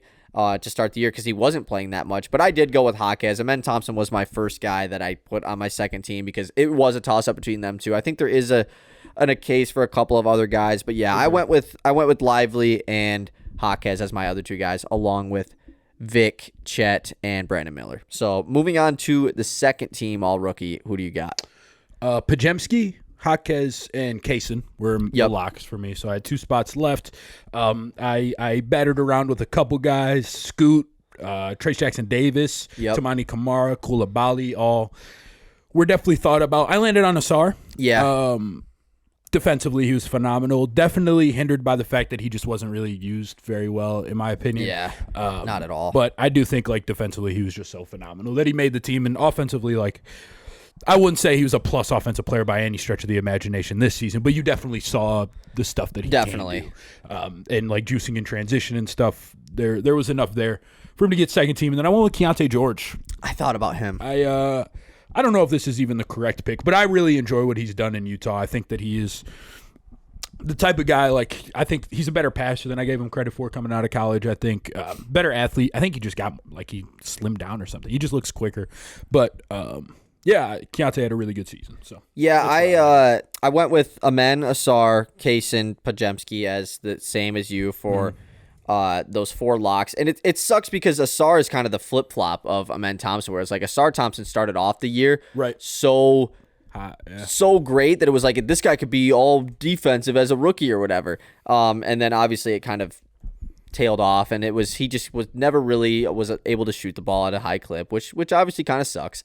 But for me, I went with a very recency bias guy, and this guy probably doesn't really even deserve to make it because he only played in 48 games this year. But I went with G.G. Jackson of the Memphis Grizzlies just because, like, I mean, he just didn't play. He was just so fun. Like, he didn't even play in 50 games this year, but like he averaged almost 15 points per game on like really good efficiency for a rookie, and like the type I didn't realize it was 15 points per game. But like, exactly, like that's kind of crazy. In his last 20 games, he averaged almost 20 points per game. He averaged 19 and 5. Had 44 the other day, and like. For the types of, like, he's an isolation scorer shot creator, and he's shot the ball pretty efficiently for a rookie in his role on a bad Memphis team filled with a lot of guys who probably won't even be in the league next year. So I think that he has carved out this role as like another building piece for Memphis going forward, which is a lot of fun. Youngest player in the NBA too, which makes it even more fun. But yeah, he probably doesn't deserve, like, he probably won't. I don't know what the guide, like, because I don't think it's 65 games for these rookie teams, but 48 still seems like quite low. But yeah, I'm rocking with Gigi as my 5th guy. Yeah, spectacular season. Memphis is scary. I'll say that much. And just that's what you think about this current West, and it's like add in Houston, who's going to continue to improve next year. Add in Memphis, who's going to be healthy. San Antonio. What, like, who falls out? Something has to happen. The Warriors can't have that much longer. But like when you have Steph, they're always going to be trying. You know? Yeah. Like who? 100%. Like somebody has to be trash next year. And if we're being honest, somebody's going to have a star player get injured, and they're gonna suck, just like the Grizzlies were this year. That's what happened to them. But that's just one team, and then everyone else is like someone's just not like. Is it the Lakers? Who's gonna suck in the West? Like somebody has to suck. Yeah, I don't know. The Jazz, they how are they gonna suck? Like they're gonna improve, right? Could suck in the sense that they're like. Nobody else is going to suck, so let's get cool. So if you're the Jazz, do you just trade Lowry and get hella picks? He's like, we're going to suck anyways. But they already have hella picks. But get more hella picks. Yeah, I don't think Ainge is ever satisfied with the amount of picks he has. Trading Lowry's tough. But you're right in the sense that, like, look at what everybody else has. Yeah. And look at what you have. Like, Portland's going to suck. Yep. Portland will be the worst team in the West, most likely. Yeah. After that, it's legitimately, like, probably Utah, but, like, they don't suck. Like, their roster isn't bad. It has fun pieces, and they could just improve a lot. Yeah, I like exactly. Kind of what Utah's got. Like, I'm just taking a look at the teams. Like, I don't know. Like, I just feel like if one of these teams loses in the first round, is probably going to be better. They can talk themselves into blowing it up. Any team in the West, I think, can talk themselves into blowing it up if they lose in bad fashion. Because it's like, what are we going to do now? Well, here's the thing too. Like, I feel like the East has blow it up candidates. A lot of them.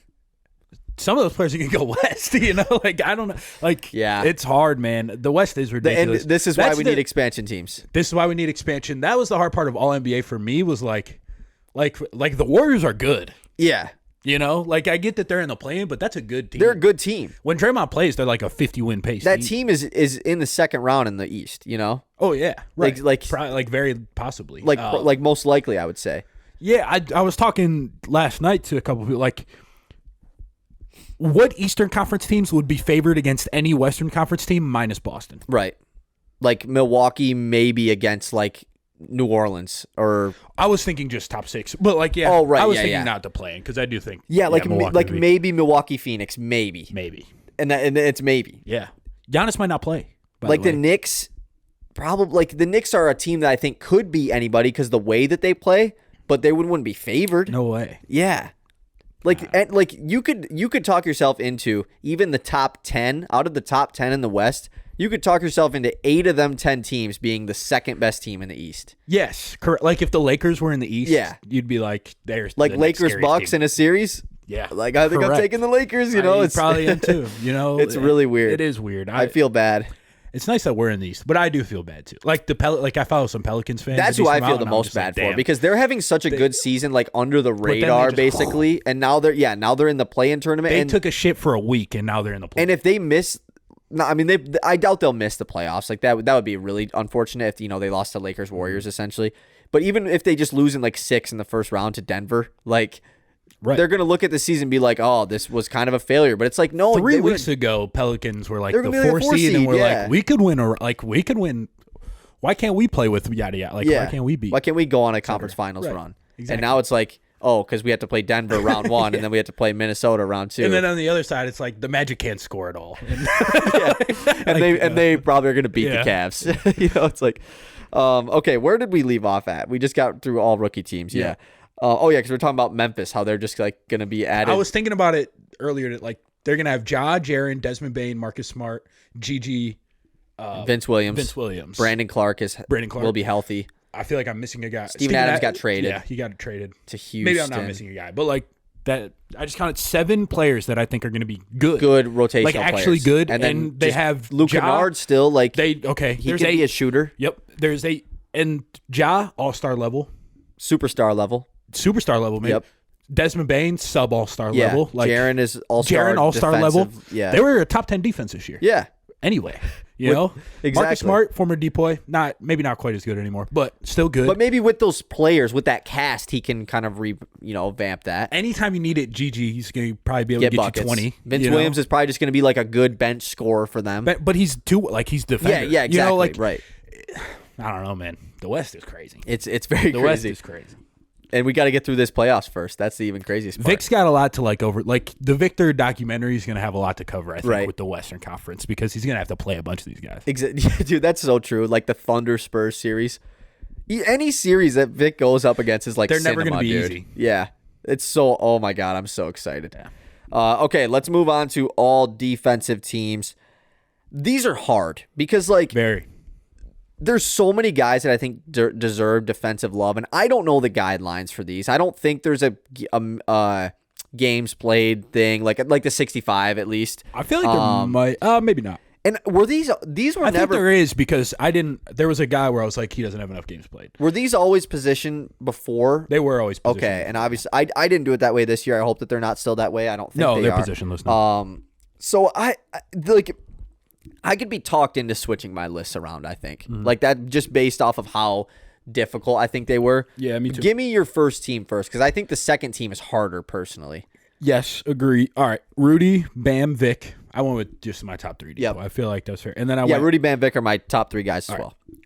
Herb Jones, Jalen Suggs. Okay, mine is very close to that. Okay. I went Rudy, Bam, Vic, Herb Jones, and I wanted to put another perimeter guy, and I think it would have been a toss up between Suggs and Caruso, I think. Yeah. But I put Anthony Davis on my first team, Okay. which is hard because like the stats don't necessarily No, back up they AD, don't. which Well, is weird. Their defense fell off a cliff, I'm pretty sure, like the last couple months. But Right. at the start of the season, he was ridiculous. Yeah, and And then the defense got a little bit worse, but like a good bit worse, I should say, especially relative to the league with like the refereeing and stuff. But I don't know, like it wasn't his fault. I never felt like it was his fault. And his just on-off watching. numbers aren't even good either. No, That's right. the weird part. That is the weird part. They don't fall off a cliff defensively when he's on the Correct. bench. I should look into that as to why. Like, I'm sure that there's Why a is reason. that the Because case? when I'm Yeah. watching, he's That's really what I'm good. saying. You watch AD and it's like he is just everywhere on defense, and I think that's why I still put have him here. Yeah, I put him on as that 5th guy on my first team. Like I said, I could for sure be talked into putting one of those perimeter guys on there, or a guy that I talked about earlier, and like a Jarrett Allen on that first team. But I went with AD instead. Who's your second team? Jared Allen, Anthony Davis, Alex Caruso, Derek White, and Drew Holiday. Okay, went with both of the Celtics guards. I like it. Because I was like debating between. I could be talked into taking one of them out. Here's where it is. When I watch, as far as like who's making plays defensively, I do think that Derek White is like you notice him more. I would say I think that he's a little bit better on the ball. I think that he's a little bit better off the ball. So you sounds like he's better at defense. Yeah. But the thing is, like Drew Holiday, sort of like how I talked earlier about how like Chet kind of unlocks a lot of things that the Thunder are able to run and do offensively. I feel like Drew Holiday is kind of that on defense. Like they just have him guard centers and stuff. Like they can just run a bunch of different stuff. He's like their primary guy with communication and things like that, from what I understand. So I was like, how do I value that versus Derek White? I ended up just putting them both, but I will say Aaron Gordon might deserve one of those spots. I'm just not sure. Yeah, that is a very underrated part about Drew's game. It's like, and I think Smart kind of is the same way as well, at least when he was with Boston, is like, it doesn't matter who, like you're guarding the best guy. And it's like, he could be the power forward, he could be the point guard. Yeah, like that's who you're going to guard either way. Which I think is that's just a fun way to have that role, I guess, that shows how elite of a defender you are. I had the same top four. I thought that was like kind of simple. Well, I guess because you had Suggs first team, and I had AD first team, but I had Caruso, Suggs, Jarrett Allen, Derek White as my top four. I have like 6 dudes written down for that fifth slot. I have a bunch of honorable and I still mentions. haven't decided who I think it's going to be. If OG Anunoby played enough, like and I wrote him down, but I'm not picking him. I wrote OG parentheses GP. He deserves it if he played enough, because he was, especially even once he got to New York, it was like, insane. Oh my God, this is going to be so fun. Another guy that like if he played enough games. But if he played enough minutes, Jonathan Isaac like deserves the love. So I think the rule is like 65 games played, you have to play 20 minutes and like 60 See, Jonathan Isaac played 16 minutes a game this year, but he was he had the number one individual player defensive rating in the NBA this season. I guess I didn't notice that. Which I mean that stat's a little bit skewed, but because it's like, now that I think about it, because the Magic's defense is so good, right, and it's better when he's on the floor. Obviously, that makes a lot of sense. But like the second guy for individual defensive rating was Jayshawn Tate, so it's like that stat's a little. You gotta filter some minutes. Exactly. Yeah. That stat's a little skewed, but I think like, and also I saw I did the one awards thing I guess I did listen to, but it was like a week ago. It was the Bill Simmons Russillo, where they like made up their award. They did made up awards, and it was like the most impact in under 20 minutes per game guy, Jonathan and Isaac, and Isaac was that guy, which is obvious. Like he was elite for them, especially with how good of a defense they are. The other guys, like I have Drew Holiday written down as a guy. I have Jaden McDaniels written down as a guy, like just because that defense was so good. But I think I'm gonna go with Chet as that fifth guy. I have Chet written down. I just think that like I really do think he deserves that spot with OKC really being one of the better defenses in the league. He is that anchor. They do benefit obviously from having a lot of good perimeter defenders, and I think Lou Dort could deserve some hype for all defensive as well. Yeah, exactly. Like, and so. I am going to go with Chet, though. I think that I'm taking the rookie out of the picture here. I think that if he wasn't a rookie, I think it would probably be not a question that he's an all-defensive player. So I'm throwing him there. So I thought about it, but then I was like Chet definitely crossed my mind. Don't get me wrong. And like he's not saying he's not deserving. Ending possessions is part of defense. That's a good point. And like that's he definitely is a huge reason as to why their defense is good, but also like they're generating a ton of turnovers, and I don't necessarily feel like that's a ton of his doing necessarily. Right. So yeah, you're right. That's a good point. I don't know. Like he absolutely is like probably the most important singular defender on the team, and their defense is really good. I have no problems with that. I would have a few guys over him though. Aaron Gordon is was the hardest cut for me. I guess I didn't write him as an honorable mention. I probably should have. Giannis. Yeah, I thought about throwing him, but I just I don't know. That was just a name. I feel it. There's a ton of guys, so I don't blame you. Isaiah Hartenstein, I thought deserved some love. He's so good. I can't believe he's bounced around team to team. He is really good, man. Really, really good. And defensively this season, I think it's the best he's ever looked defensively. Is he a free agent this season? I think so. I think he is. But I think the Knicks would just give him the bag, to be honest. Probably. KCP, I was really impressed with this year. I think I don't know if any there's few guys that are better chasing guys around screens than KCP. His screen navigation's phenomenal. His motor is really, really good. Former Piston, unfortunately. Yeah, Hartenstein is a free agent.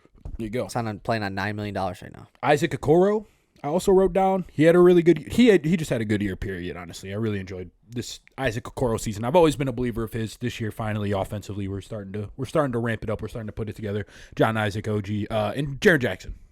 I also gave a touch of love, but I think he would have been this good. He was given a burden offensively that he shouldn't have. And I think that it slowed him down a touch. Did you just see the Shams bomb the Pistons? No. It's nothing important. It's goddamn it. Well, I mean, it's just like after a disappointing 14-68 season, the Pistons have decided to hire a new head of basketball operations and will begin their search process this week.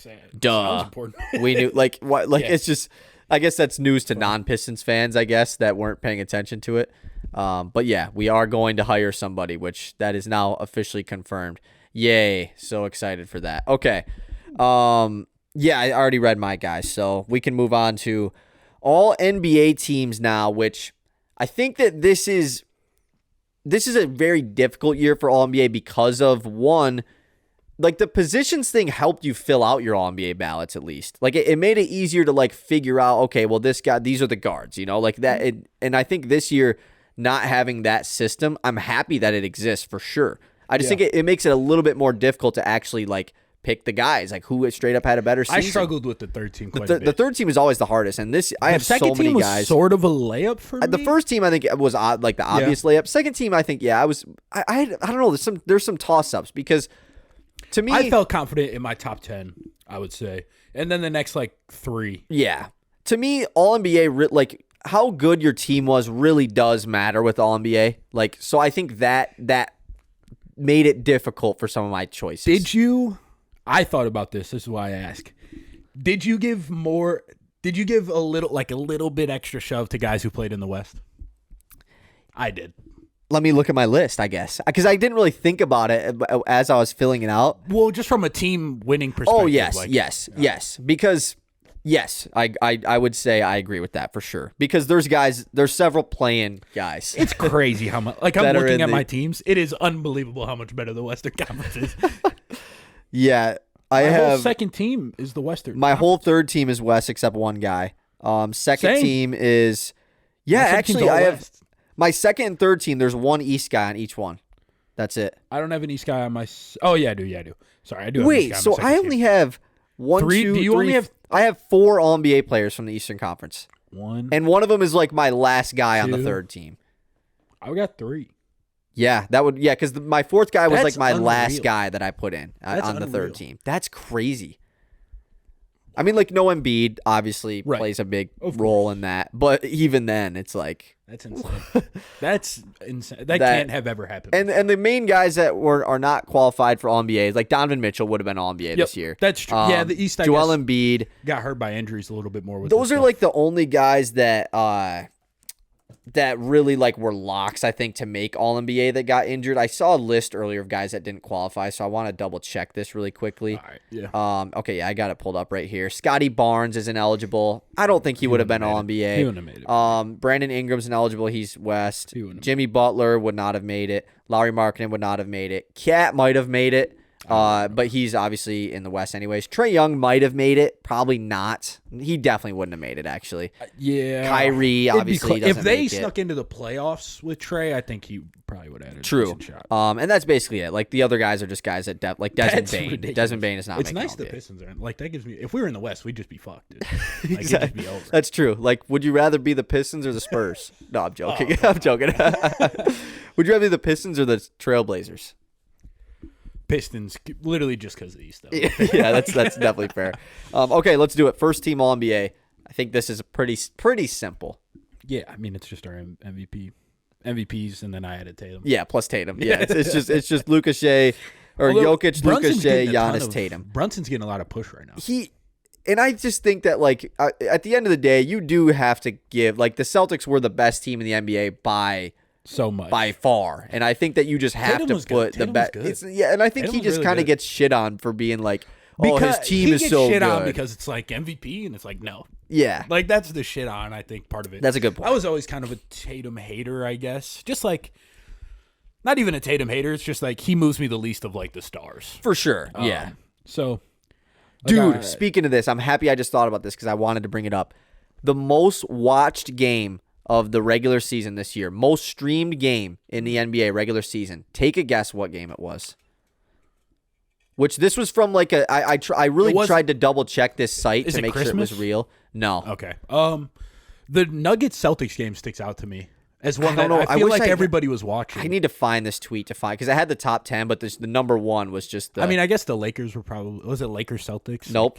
Celtics is one of them. Bucks? Nope. Nope. I was just saying. I don't know. It was the Pistons. Oh, Celtics no way. That game. can't be right. Yes, Is that it serious? was, bro. It's serious. I would need to find Dude, that was on, I like, double League checked Pass this thing or NBA TV though. There's no way that's more watched than like games on ESPN. and that's what because it was titled most streamed. It wasn't most watched. So I don't know if that like had to deal with it. I'm really trying to find this tweet again. Oh no, I think I bookmarked it. Please tell me I bookmarked it.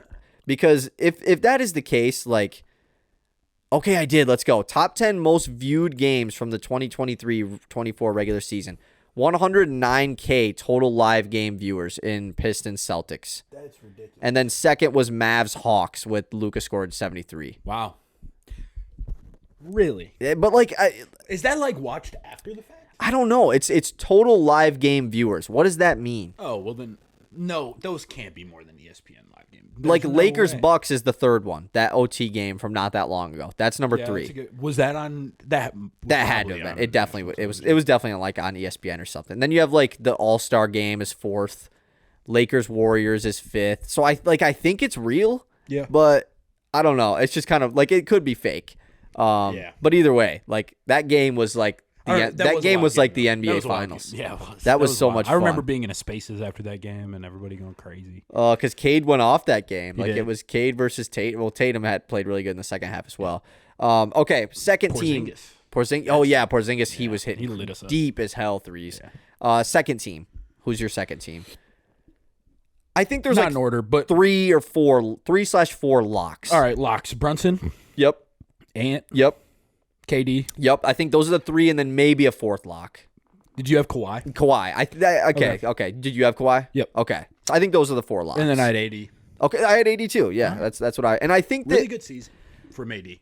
And he played over 70 games. Yeah, exactly. Like shout out AD for that for sure. Another 2, Chet Holmgren played in 82 games this year. Like that is pretty surprising for obviously him missing the whole season last year. Yeah, I did see one article that was basically like, can LeBron and AD both be second team All NBA? And I was under the fact that like I couldn't convince myself to have LeBron and AD over Kawhi, basically, on my second team. I just think that's a little bit disrespectful. Kawhi was really good. That stretch when they were really good, he was like, oh my! Like I was watching them a lot, and I just like nobody was stopping Kawhi from getting to. No, he was getting literally wherever he wanted all the time. And I think that I like this. The actual individual player stats for Kawhi are never going to be off the table. I think he averaged like 23 and 7 or something. Like nothing unrealistic. Efficiency was through the roof. Yeah, though, right? yeah. He was almost. I actually saw this. He was almost 50, 40, 90, 41% from 3, like 51 from the field, 88% from the free throw line. He's such a ridiculous basketball like player, that is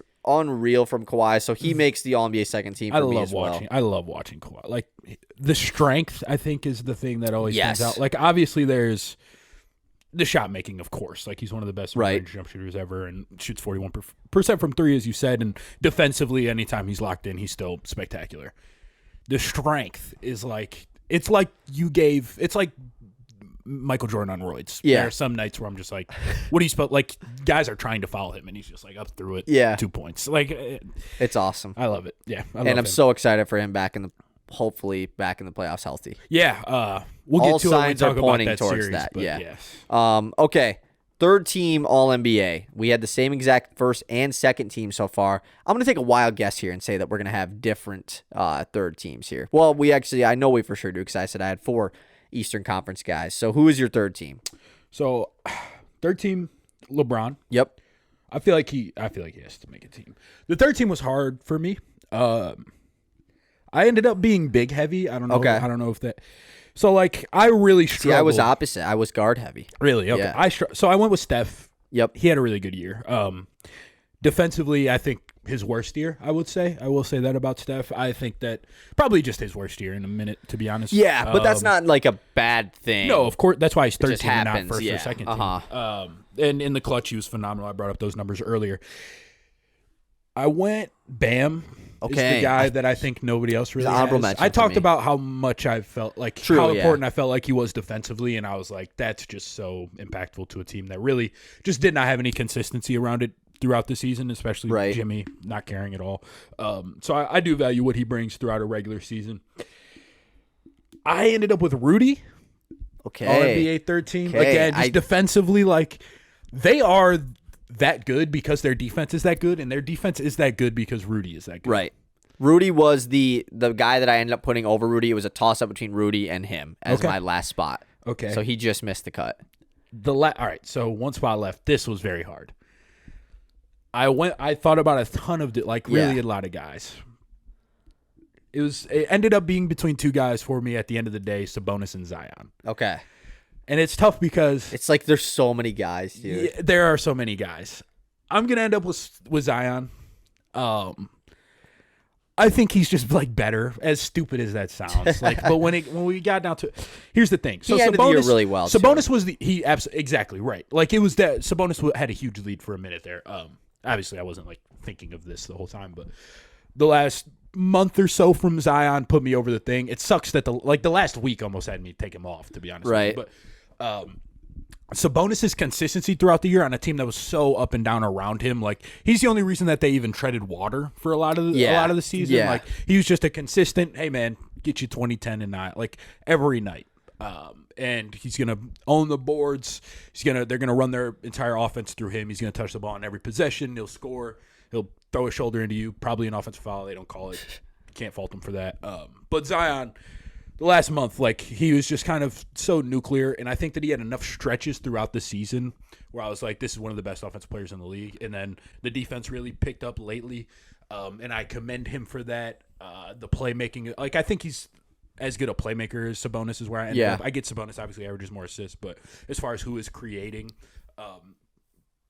the most for like an entire offense, I think that Zion's probably creating a lot of the stuff that he eats off of, or that other people eat off of more than Sabonis does.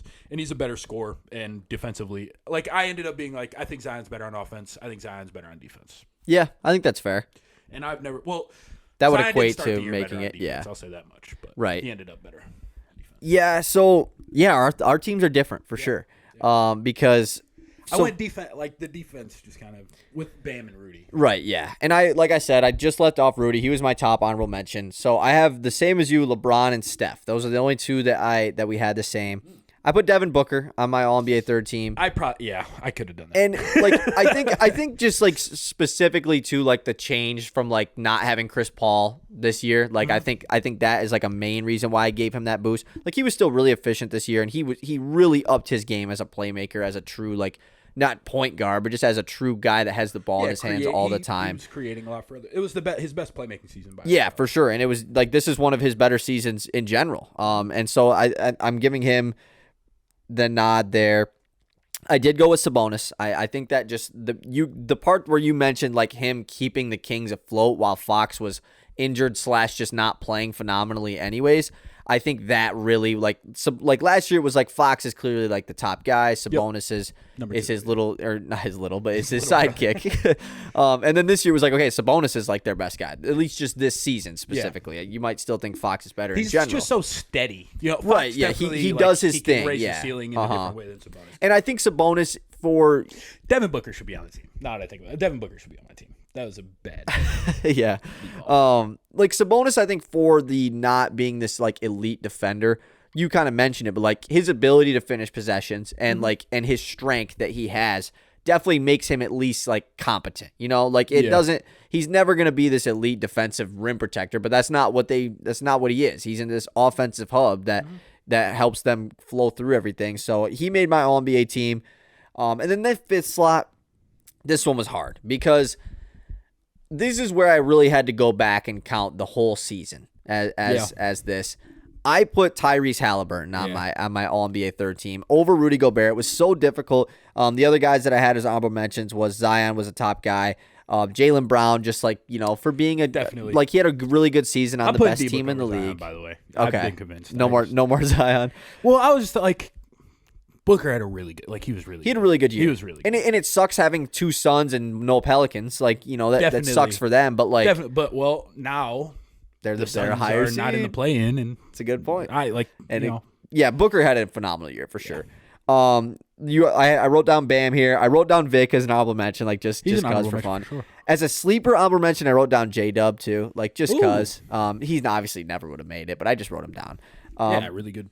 But yeah, Halliburton, like despite the really terrible efficiency, and I didn't look up his numbers Like the post All-Star, but just in general, he still shot 36% from 3 on 8 threes a night. Like that's still pretty good. It's really good. And he still shot over 50% from the field. He averaged the most assists in the league this season. Still averaged over 20 points per game. Definitely finished the year not great, and it doesn't look great for them going into the playoffs, obviously. But this across the entire season, like he was a lock for All NBA for a while at the beginning, and I think that just kind of plays into this for me.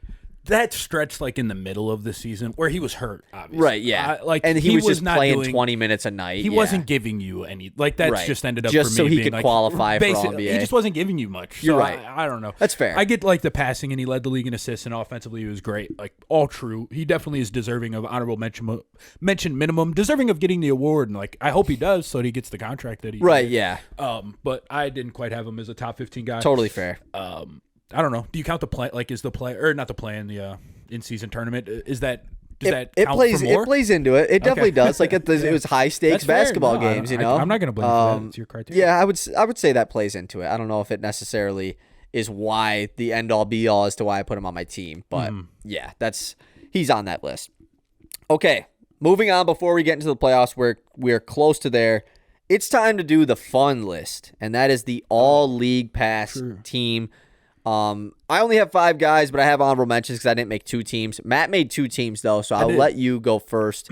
Okay. And just you can do them individually if you want. You can name them all and then talk about each guy, however you want to do it. Okay, so I tried to one all-star per lineup. I don't know, just because that it wouldn't be fun to just pick all the best players. I kind of did that to some degree. Those are the funnest guys to watch for the most part. Yeah, I kind of did that. I have like one. Actually, none of these guys were all-stars this year. Two of them are like nice. All-star levels, though. I wanted to because like I was thinking when I look back, right. So my favorite team to watch in the league this season. Every year, I feel like I kind of sort of there's a team that I sort of like gravitate towards just watching way more than maybe everybody. Like it's been the Thunder in the past, it's been the Nuggets in the past, it's been the Rockets in the past, it's been. Who else have I? The Chris Paul Thunder in the past that I watched a lot. The Bucks at one point when Giannis was sort of newer. This year was the Mavericks. Luka was my favorite show in basketball this year. I just loved watching what he did. Game in, game out. He was truly dominant. I was like ridiculous passes every night. Obviously, he might go for 40 I don't know how many times I turned the game on and it was. We were 5 minutes into the game and he already had 14 points, with 6 assists. Right? Yeah, and it's just like, all right, so nobody's stopping him tonight. Sweet, just really fun year. That Mavericks team is really fun. I think absolutely, phenomenal year. I think I'll always remember this Luka season in particular. Number 2, the other guard. I did it positionally. The other guard. I went with Jalen Suggs. Which feels kind of lame because we already talked about him. He was one of the guys that I wrote down, but I mainly didn't put him on because I knew I was already going to talk about him a lot. Yeah, and that's fair. That's the other problem with these teams. Like I realized I kind of talked about the first team guys that's all right. quite a bit. But Suggs, insane year. The energy he plays with, the passion that he plays with. He's a smart player. He's just kind of everything that I like when I think about role players that I like. He's the best version of like my favorite type of role player. Yeah, that's a really good point. So I think he was super fun to watch. He like plays with personality and stuff like that too, so that helps. Number 3, this was tough. This is the first one that's a little bit off the board. Nick Batum. He is shout out Nick Batum. I don't know that I ever had an appreciation for just how smart of a basketball player I think Nick Batum is, and just how like fundamentally sound he is. He's just so consistently making the right decisions, making shots when he needs to. Entry passes to Embiid were crisp and on the money every time. Batum had a pretty good year. Like, obviously, nothing's going to jump out at you from a number standpoint, of course. But shout out Batum, man. He went from a guy that, like, when he was in Charlotte, it was like Batum's on the worst contract in the league. And it's like, no, like, contenders would, like, want Nick Batum starting at the wing, you know? Does he still rock number 88? I don't think he does. I don't believe so. I don't think he does anymore. I don't believe so. I am part of the few guys. I am part of the Batum battalion. Okay. I will say. All right. Hell yeah. Next. Jalen Johnson.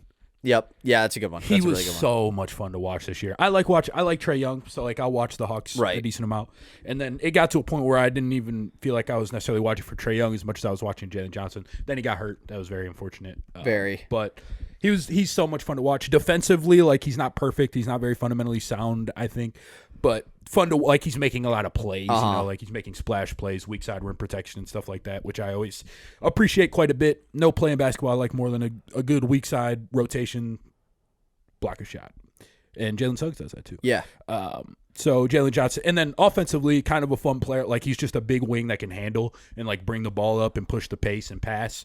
And that stuff's fun to me. So Jalen Johnson dunks on a lot of people, can pass, can defend, sort of can do stuff on defense. Right. Yeah. Yeah. And then Wemby. Yeah.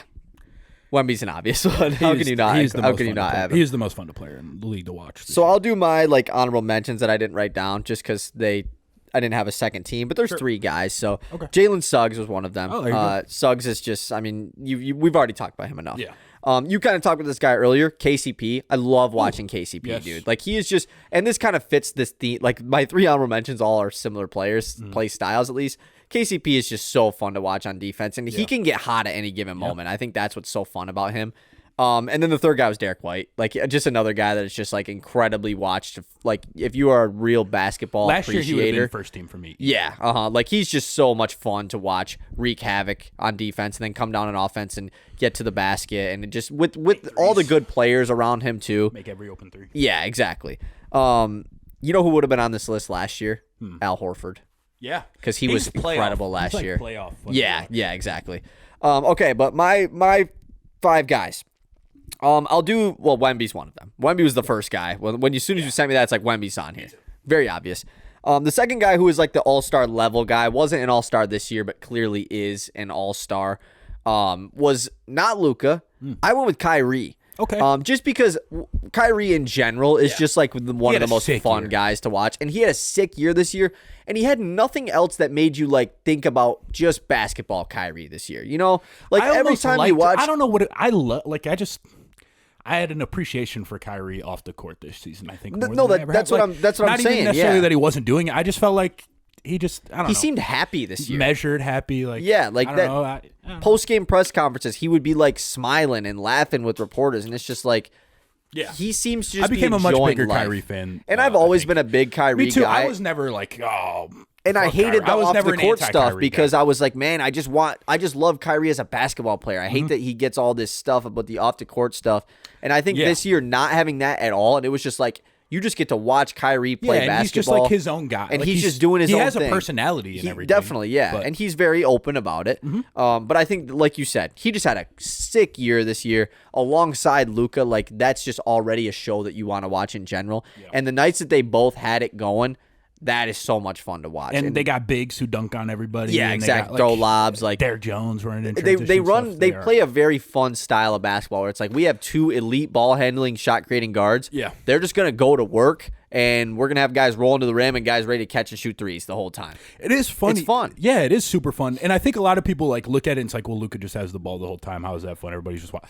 I really never felt that way. Like, they use Luka off ball. Like, he's running actions to get the ball in different spots of the floor and stuff. Like, it's not cool. I loved watching the Harden Rockets for what it's worth. I loved the Harden Rockets. The five out, just let Harden awesome. The Harden Unguardable tour. I wouldn't want to miss a game. I loved watching that stuff. So I would be cool with Luka just doing his own stuff the whole time. Yeah.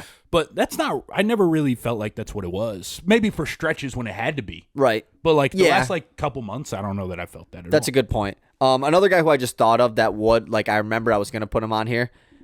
Early season Shaedon Sharpe is a fun watch, but obviously he got injured and he was like not. I don't think he was very efficient this year either. But he's just an explosive guy that I like. So I already said Kyrie and Wemby.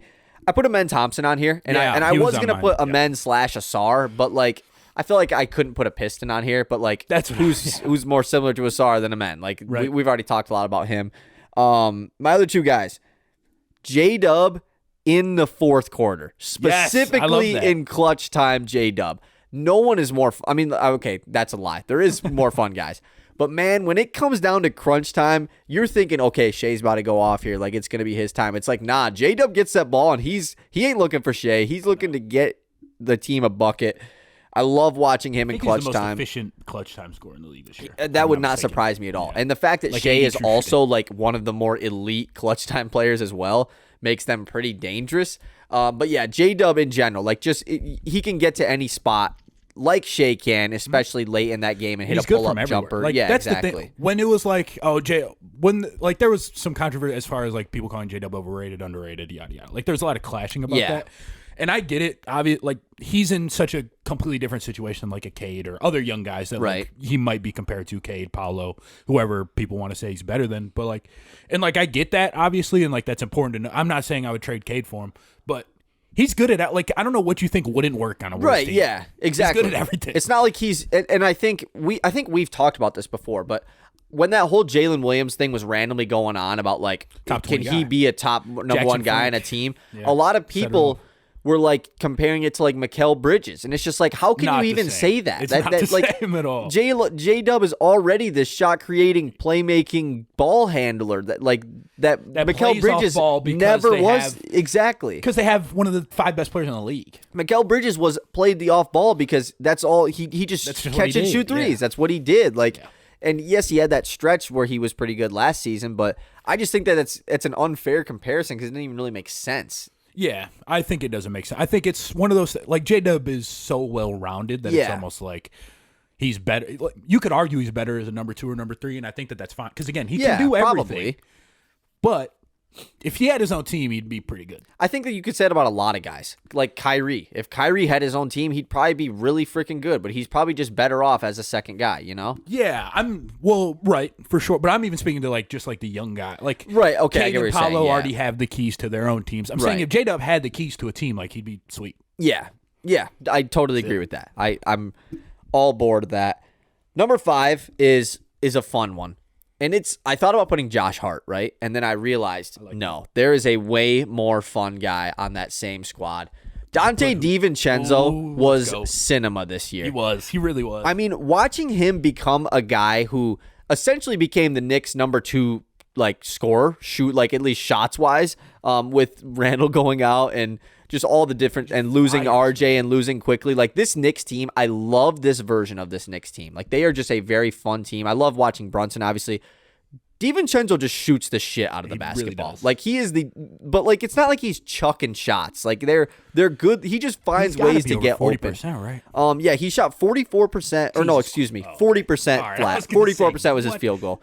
40% from 3 this year on 8.7 say, attempts. the volume is the thing. And that's even skewed. I would love to see his last 20 games because he would shoot a minimum of like 12 threes a night at minimum. Most of the time it was in the 15 There to were nights 18 where he was range. getting up like 18 threes. Yeah, and it was like DiVincenzo's threes would be at like 5.5 on sports books. It's like, and he also plays good defense as well. But I just think the evolution, like DiVincenzo, legit could be a most improved candidate guy. Like he didn't play an incredible amount to be like, oh, he didn't take that big of a jump. He went from 9.5 points to 15.5 points on incredible efficiency. He's always been a 3-point shooter, like for most of his career. He's had years where he hasn't been incredibly efficient or anything, but like this year specifically, I don't know. About 12 attempts in his last 30 games. Yeah, like that's 12 attempts from 3. That's pretty absurd. I don't know if it's the Villanova thing, but DiVincenzo was so much fun to watch this year, especially just operate off of Brunson. You know, I think him evolving as the Knicks' number 2 offensive threat, essentially, is just a weird thing that I didn't see coming, and I loved it. Yeah, no, totally. I didn't see it coming either. I've always liked DiVincenzo because he's just a good role player. He's a hustler, yeah. But the fact that he just turned into like Klay Thompson is pretty cool. Literally. Too. I don't know. It's like, pretty fun. Yeah, really kind of about it. Like obviously he could always shoot. So Right, yeah. I wasn't expecting this. So your second team all My league. second team. All right. So first guy on my second team, all-star level guy, didn't make the team this year. Got hurt. But I had a tweet like probably a month into the season. This guy's been the best show in the NBA. He's been the best show on TV. I'm trying to guess who it is. I don't know. LaMelo Ball. Oh, yep. I thought watching LaMelo he is such a ridiculous passer. Yeah. And people forget. He's afterthought a lot because he's always hurt and his team Right. never matters. Well, I guess a couple years ago they made the plan, but He's always hurt. His team doesn't matter at all. So I get it why he's kind of an afterthought. But I'm still a huge LaMelo guy. 6'7", shoots it from wherever. Like, he can shoot from the parking lot. He'll shoot off movement. He'll shoot off the dribble. Like, he is a ridiculous shooter. Yeah. That people don't realize it. And he's a ridiculous pass. Like, I talked earlier about how Luka has, like, holy shit passes every game. So did LaMelo. Right. Like, and they maybe didn't go quite as viral because the team sucked so bad and not as many people saw it. But he was really fun this season when he got to play. I'm excited for him to come back. I just want him to have a healthy year, man. For sure. Give me a healthy year. Is he a flawed player? Sure. But I think he's awesome. Duncan Robinson. Ooh, yeah, that's a good one. I've always liked watching Duncan Robinson, and then this year he just got most improved probably. That's it. If we're just talking about most improved, actually like getting better at basketball, different basketball things, he's definitely got to be up there. He just turned into a guy that can put it on the floor at a different level than we anticipated. Takes it inside the 3-point line. He does, and he's still. I mean, he's every bit as good of a 3-point shooter as he ever has been. His playoff run last year was phenomenal. I think that he unlocked so much in that offense, like the gravity that he holds running around the perimeter is really, really important and pretty invaluable to a team that I feel like, frankly, can struggle to create good shots at times. There's not much more to say, but I want Duncan Robinson on my basketball team. I'll say that much. No longer on the worst contract. No longer, I mean, it's not even that bad anyways. Like 18 M's a year, that's chump change nowadays. That's easy money now. Like Grayson Allen just got, 5 for 70 or something, or 4 for 70, I'm pretty sure. Was it that's 4 like for the, 70? That's like the similar amount. Yeah, like 17 and a half Yeah. year, I think. All right. Next up, kind of I threw Jokic on here. Okay, I still love watching Jokic. Totally, yeah. That's an obvious one. All right. But the other guy, we talked about him earlier. I have a list of dudes, and I'm trying to pick the next. I see. I'll go with Naz Reid. Okay, yep. Naz Reid was a good time this season. Such a fun Just guy. getting buckets, man. Just a big. And he's got the biggest fan base ever. He does. Did you see that thing at UFC 300? There was the "We Love Naz Reid" sign, like the one that they had at the Timberwolves game. That's sick. I love that. All right, but yeah, just a fun player. Just get buckets. He'll shake you out of your shoes. He's 6'9". Got a handle. Jelly fam. Crazy handle. Yep. Crazy handle. All right. Honorable mentions. Zion. I enjoyed a lot of the Zion experience this year. Yep. Didn't want too many stars on the team, though. Dante Exum. Ooh, that's a good one. Really good season. Deuce Especially McBride. the revival. Oh, yeah. Deuce McBride. That's a good one. I've always loved Deuce McBride. I'm happy that he's been empowered on the Knicks. I wrote down a bunch of Thunder, Shea, J-Dub, Chet, Isaiah Joe. Dude, I thought about putting Isaiah Joe. Yeah. Because he's more than just a 3-point shooter. He is. And he had that crazy poster dunk that literally came out of nowhere. He did. It's a good point. I love the way he flies off screens and like they run all these like cool exit stuff where he'll start in the paint and then fly up. And, yep. It puts the defense in a tough spot. Peyton Watson. Ooh, that's a good one. Him and Christian Brown. I remember tweeting like the first week of the season. I remember tweeting Peyton Watson, Christian Brown, bench of athletic chaos. Sign me up, and I'm happy that I signed up. Peyton Watson's an insane defender. He's fun, dude. He's an insane defender, freak athlete, averaged like 3 points a game in college, but great draft selection. Yeah, for the people saying that Bronny can't work in the NBA. Yeah, Bronny had look at Peyton Watson, man. Yeah. Aaron Gordon was the other guy, and then Pajemski. I also wrote down. I loved Pajemski in the draft, and it was really fun seeing him sort of just be like his motor is like unreal. Right. Every time I watch him, I'm like, oh my god, like he just never stops going. Stamina's on the 99. He rebounds really well. Rookie guard, top 5 in rookie rebounds, I want to say. Which is pretty great from a guard spot. Yeah, makes good decisions. I do enjoy those guys. There's a ton of. So Micic wasn't on here. Micic, your boy. You know, honestly, touch disappointed by the Micic experience in the corner. I thought he was just going to be. I thought he was going to be Ricky Rubio. Yeah, and we never got our boy Vazenkov big minutes. No, he could have been on here. Yeah, you're right. You're right. Yeah, I thought Micic could shoot, like could really shoot. Now here's a question: your other boy on the Hornets, Poku, last night. Yeah, throwing the ball. That was rough. That was a rough clip. Is he out of the NBA because of that? I don't know. I hope not. He's honestly been was okay. so I've funny. watched all of his minutes basically. Anytime he's playing, I try and tune in. But yeah, I thought that was hilarious. Though. Yeah, and it's tough for the brand because he is the goof. Like people see him as the goofy guy, and then he does that. And then he did that. Yeah, that was. But it's cool. Him mixed with their announced team is fun. Yeah, that's a really good Poku. So good. Okay. Now, we just talked about guys we really liked. It's time to go the opposite way and talk about guys that we, I don't want to say hated, but really didn't enjoy watching. Yeah, did not enjoy watching them. I have one like good guy on here, and the rest is most guys that just straight up weren't that good. Like one guy that was like really, really good, you know, but he's just not my brand, you know. Sure. I'm just not that invested. And it's, I don't know. I'll let you go first. You go first. Okay. First last time. Okay. We'll go one by we'll go one by one here. Fine.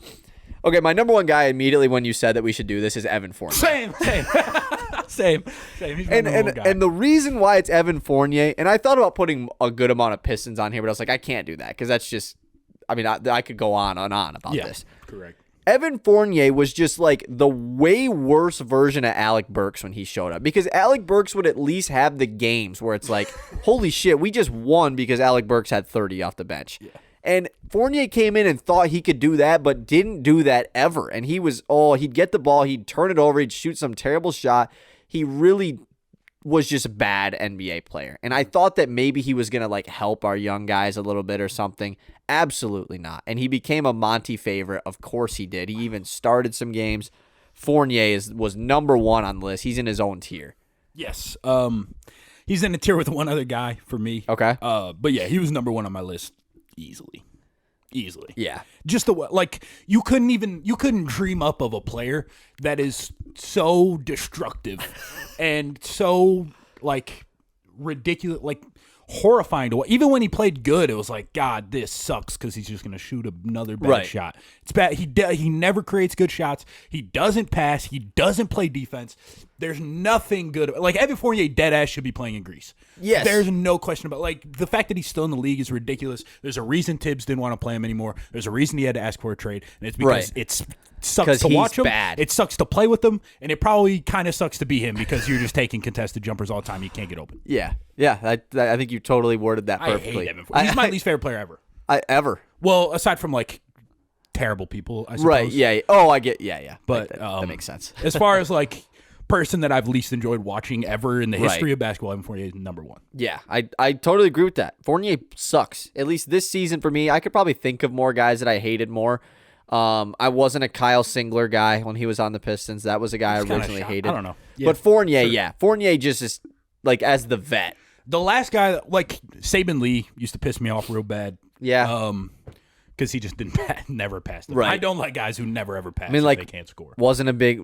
Still, currently, I'm not a big Wiseman guy, but he at least will have stretches where it's like, oh, is he like kind of decent? Like, and don't like definitely has stretch. There's definitely times, but where he's Wiseman's young like, at least, where it's floor, like, yes, at least he has that excuse, you know. Fournier is old. And he had a time where he was good, you know? Like, go play somewhere else. He's not helping anybody. No. Or himself. He's just taking an $18 million a year check right now. And I can't believe that. And then he's gone. Hopefully. He's got to be. This has to be. So who's your other guy in the top tier with Fournier? Alec Burks. Actually, yeah. That's so funny that I brought both of them up. Well, because I was going to put Alec Burks, but I was like, no, because Fournier is just the worst version of Burks. He should be in the same tier because, like, it is still like, oh my god, this dude's just going to fucking dribble down here. Yeah.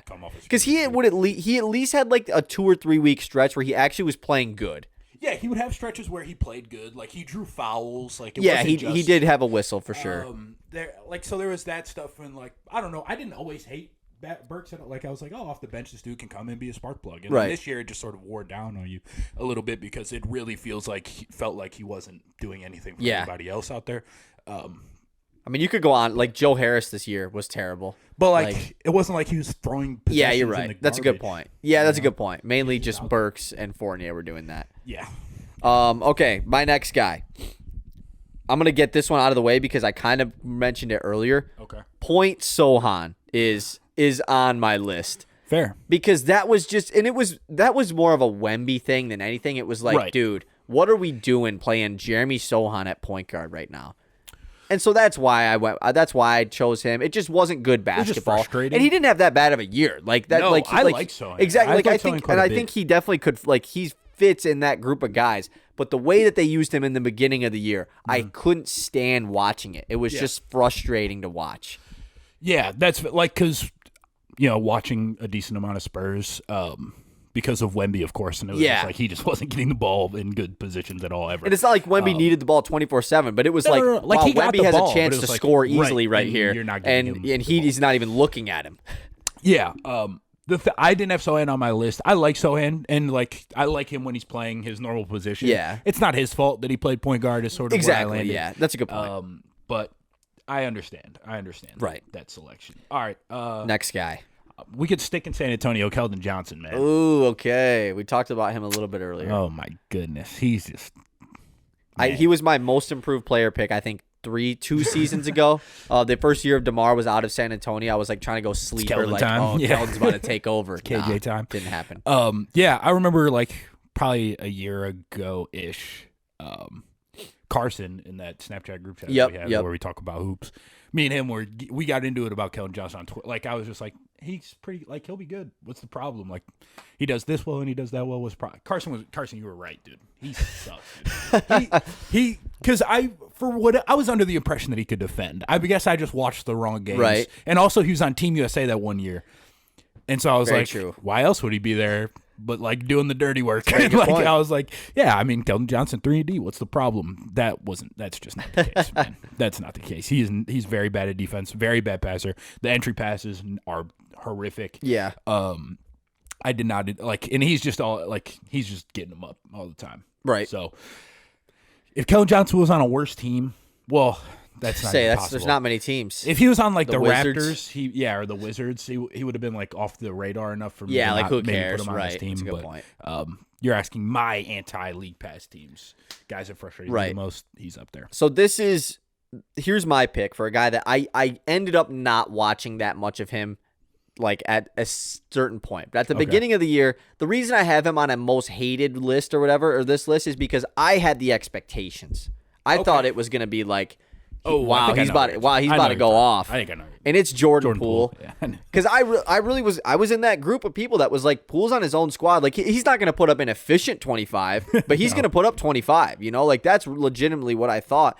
And I think that we kind of or at least I underestimated that Golden State system that really he benefited from, like when Steph was out, and even when Steph was playing, he was still really good. And I think that just the pieces that he had around him and the way that offense was built definitely was much more of a factor in Poole's game than we realized. He had a stretch towards the end of the year where he played fine. Yeah, he just didn't shoot it well for a while, and that's kind of like he just played bad. Like he just wasn't playing. because we all knew this beforehand with Golden State. Like bad Jordan Poole is bad basketball. Yeah. But there was good Jordan Poole, so it made up for it. We didn't really get much good Jordan Poole like at all. We got a little stretch there at the end. And I didn't watch that. So that's what, from what I watched of Jordan Poole. Well, after game 60, I don't think I tuned into a single Wizards game. So no Vukcevic for you? I I would see clips of him, but I'm not like watching that game over something, when he was like at it must have been when he was at the combine because it was in May of 2023. Right. I need Vukcevic and Teal. If only. Didn't happen. If only. Close. He's in pink. Yeah. Okay. You got one or two more guys here? I got a couple more guys. I threw around honorable mention. Grant Williams. I was watching a lot of Mavs, as I mentioned earlier. Grant Williams was the guy I almost put on this list. He was the one guy. I was like, I don't like this. And he just has the personality to go with it that you hate. That's a huge piece of it. Someone called him Fat Reggie Bullock one time, and I was like, yeah. But I liked Reggie. Yeah, exactly. I like Reggie Bullock. I think the personality was part of it. Like just literally like a robot playing basketball. Basically, it's like I can stand in the corner and shoot. I can't dribble. I can't. How did they vote him as the vice president of the PA? I have no idea. Who the hell agreed to that? Must be a good negotiator. I don't think he's well liked by anybody. Doesn't seem like it. Doesn't seem like it. Yeah, he might be a good negotiator. I don't know how that. Right. System. I'm sure a lot of them don't know him. They probably don't really care either. Yeah, and like. So, like, if most of the league doesn't know him, so they have no reason to vote against him. And I bet, like, the guys on his team were probably like, yeah, we might as well, vote for you. Yeah, vote for him. Yeah, good point. When he was on the Celtics or whatever. But, I don't like Grant Williams. I will not lie. They're just some players who don't like Grant Williams. One of those. I wonder what team he'll be on next year, because I assume Charlotte will probably. He was good in Charlotte, too. I kind of feel bad. Okay. I have two more guys. Okay. One of them is the really good guy. The other one is a funny one. Here's the really good guy. And I'm not saying that I hate this player. I'm not saying that. I wonder if we've got. But I just don't enjoy his brand of basketball. Oh, we might. and it's Joel Embiid. Oh, that's not who And I'm not saying like Embiid has times where he like when he has the ball on the perimeter and he's taking a guy off the dribble and hits a spin like fadeaway, like that's fun to watch. But the brand of Embiid of like it's tough for me. And like as a fan, like I'll tune into Sixers games. Obviously, I'm watching them. They're a good team. Embiid's the MVP. I'm not saying that he's a bad player by any means. But man, it's just so frustrating when the foul baiting. It's really difficult because he does it to a different extent, I think, of anyone. I think rules have gotten made where certain guys can't, like Trae Young used to be the guy that people hated watching because of it. And they kind of nerfed some rules where he can't jump into guys. He can't like do the thing where he gets the guy in jail and then like flops back into him and shoots it, and they don't call that anymore. Embiid really still has all the same things that he gets away with when he foul baits, and it's just as frustrating. And for me, I probably could have picked a terrible guy and a bad team to put in over him, but I wanted to put one elite player, and it's Embiid as the elite player that I just it's hard sometimes. Yeah, I get it. I like the shit that you're talking about sucks. And that's kind of like the good parts of Embiid, obviously. They're good enough for me to be like, I like Embiid. Yes. And I'm excited for this playoff run. Like, he was so dominant when he was playing. Like, he was. I couldn't not watch it. I couldn't do anything but like enjoy it. I right. think. But like, I get it. You know, the foul baiting stuff really blows. But he's so good. He's so good. He definitely so good for so sure. Good. Definitely not disagreeing with that. Yeah. All right. Next up, couple guys here. This is the last spot on the team. Okay. All right. I'll go with the star, Sabonis. Ooh. Dude, it's literally just like you're strong. Like, he's strong. He's very strong. And he's got like decent touch around the hoop, but he can't shoot. He's a good passer. Half of his assists, literally, I think it's 49% of his assists are just dribble handoffs. I don't know how much I value, like, being able to do dribble handoffs good is good. Like, right. It's an important, but like, are you like a sick passer? Yeah, it doesn't. Dribble handoffs, I don't really like it. It's not. It doesn't take that much skill. I guess. Which, I mean, the Pistons can't figure it out. But Jalen Duren and him, they got a little something going on too. They do. He's not very good at defense. I don't know. I just don't love watching Sabonis play whatsoever. That's I fair. never feel like if Fox isn't playing, I don't want to watch the Kings. Yeah, I get that. You're not tuning into Keon Ellis breakout season. Keon Ellis almost made my league. Dude, he's fun. He is fun. Is he gonna get like? He's a guy that I wonder if. I don't think they already like made a mini extension with him. Like, I wonder if a team just like pays him, hoping that he grows even more. You know. Good question. Yeah, I mean, I'd pay him. I think he's a good rotational player. Right the Kings now. probably already locked him up, though. I like bet while he was not that good. Yeah, that can kind of do enough on offense to like exist on the court. Right, for sure. You know, I can appreciate that. All right, my last guy is not a player. It is Monty Williams. Okay. And I was that is where I drew the line of like, okay, I'm only putting Fournier as like the Pistons guy, and then I'm putting Monty because Monty Williams really hindered my like Pistons fandom this season. Like, I've never really had a year where I've been so upset about the product that's on the floor than this year. Like, there was years like last year where it was like, yeah, we sucked last year too, but like it was still fun to watch guys try and grow, and Cade wasn't even playing, so it was like, can Ivy like grow? Can Killian have big games? Can Duren do this? Like, so there was reason to tune in. This year, when Monty Williams would go to the presser after every game and say, maybe I should probably stop doing a full bench lineup. Maybe I should play Jaden Ivey as the ball handler and pick and roll more. Maybe I should play Cade off the ball more. And then never does any of the shit he says he's going to do. At the beginning of the losing streak thing, I was a big, like, this is Troy Reaver's fault guy. Like, I was like, Monty Williams is being dealt a bad hand. This team sucks. He doesn't have the personnel. And then it became more and more clear. Like, dude, he is not trying at all to fix what's going on here. So yeah, Monty Williams has very quickly become my most hated person in all of the NBA, and it sucks because he's probably going to be our coach at least to start next season with a short leash. That's kind of the vibes that I'm getting. But yeah, he's most hated for me. Yeah, I can't disagree with that at all. I wasn't creative enough to put a coach here. I felt when I saw it, I was like, I have to. Totally understand. I mean, nobody contributed to more frustration in basketball games this year probably than Monty Williams. So. I would legitimately get mad, and it's just like, why am I getting mad watching this team that already sucks anyways? You know, like, just bad. All right, last couple guys. Aaron Holiday.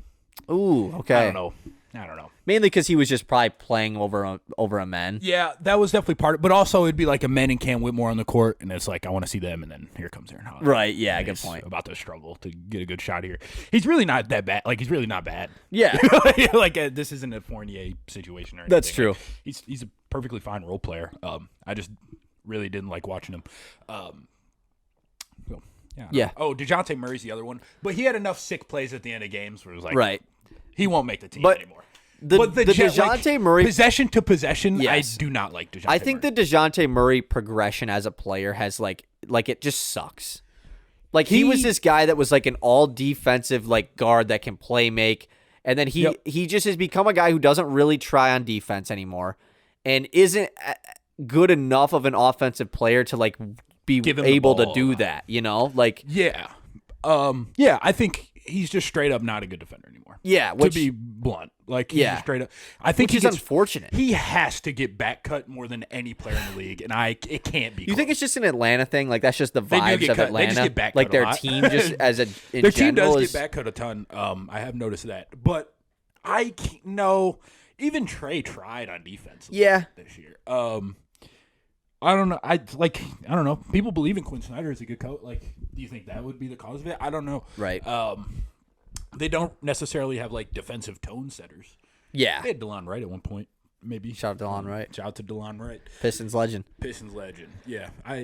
That's a good one though. Murray definitely is.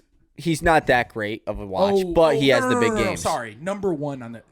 Not Fournier, DeMar DeRozan. I hate. I did think about him, but he's another guy that has sick moments at the end of games, dude. I know, but I agree. Oh my god, he's not a fun watch. Also, so terrible on defense.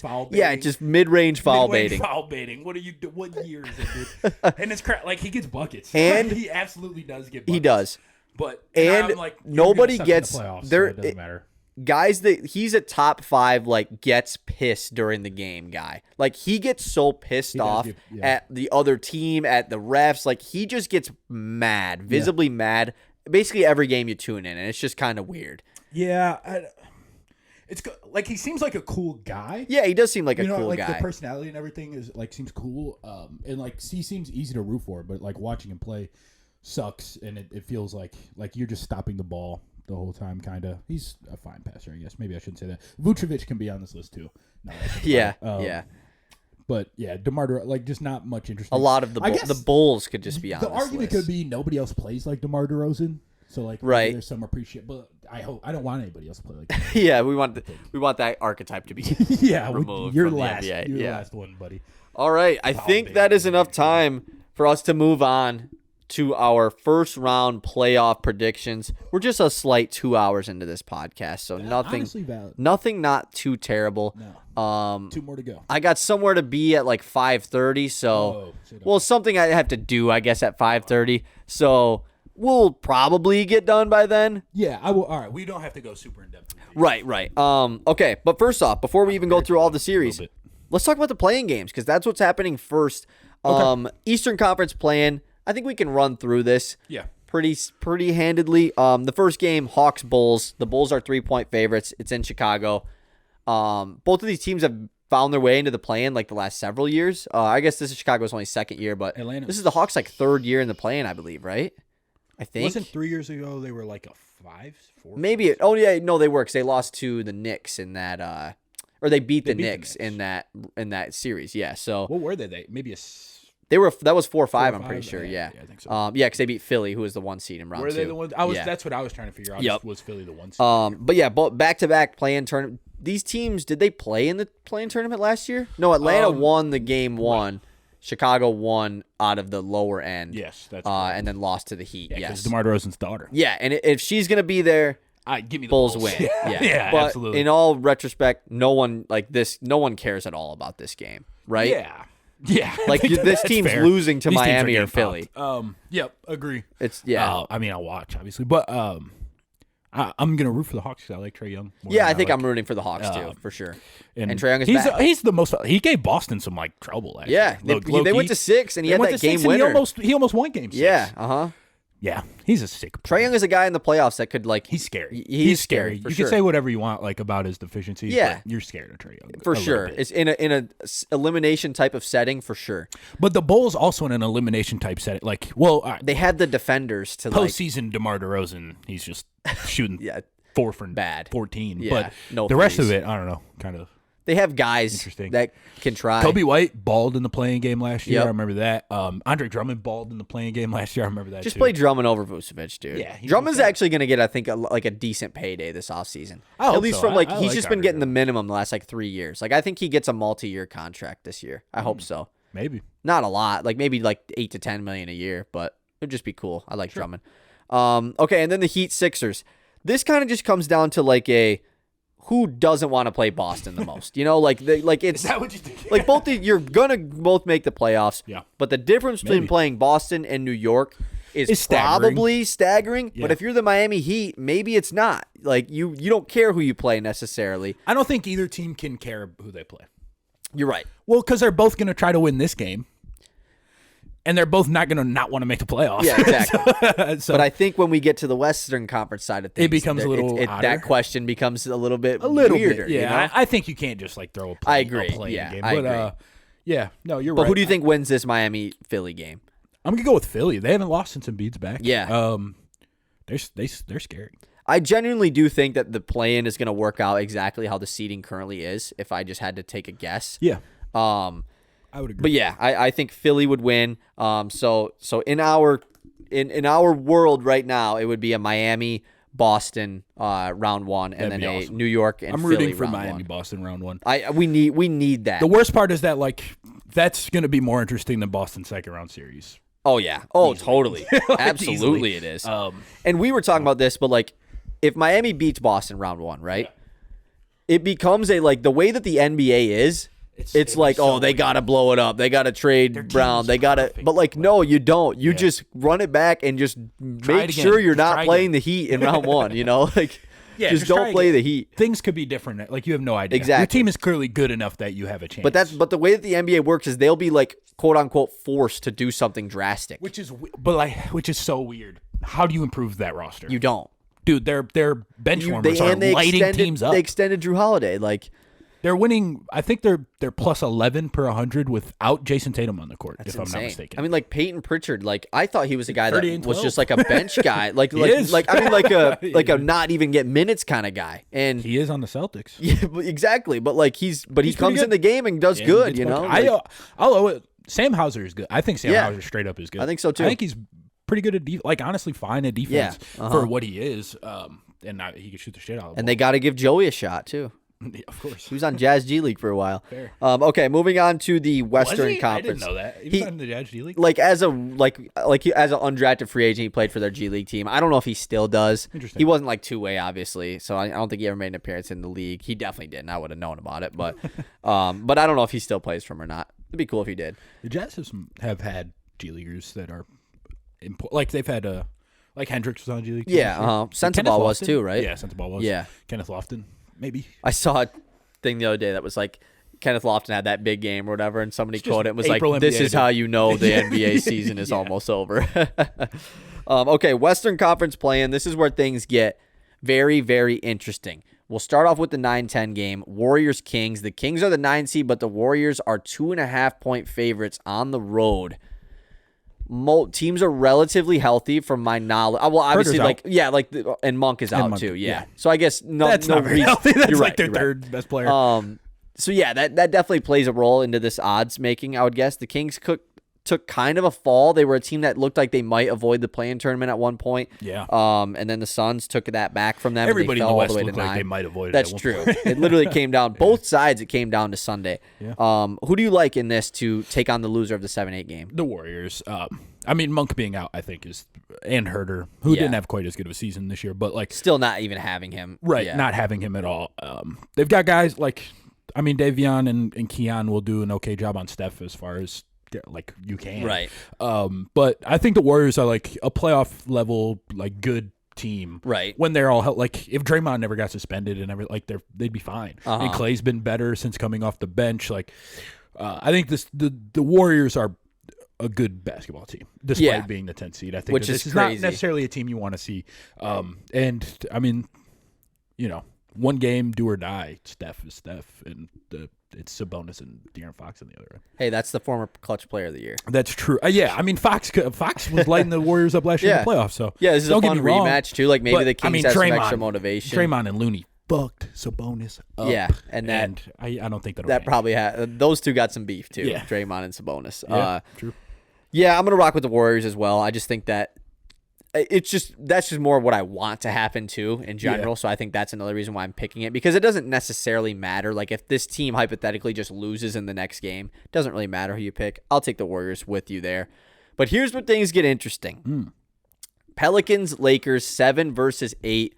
Once again, LeBron will be playing in the play-in tournament. This is his third time playing out of the play-in. Yes. Which is he's made it as the 7th seed I was both say, times. he's top 8 seed every time. He's never lost in the play-in tournament. He's 2-0. Goat. Never lost. Yeah. But this time he will be playing on the road for the first time in New Orleans. The Lakers are 1-point favorites, so it's really tight here. But this is where we were just talking about it. It's only 1 point. Like you think the Lakers would be more favorited? Probably just because the fact they're on the road, right? Yeah, but I bet everybody's betting on Lakers. Yeah, yeah, they definitely are. They've dominated New Orleans throughout the year, if I'm not mistaken. Maybe 3-1. I don't know. I know that they just played New Orleans and killed them. Yeah, that's a really They good killed point. them in the play-in tournament too. Like they just don't have an answer for the size that the Lakers provide.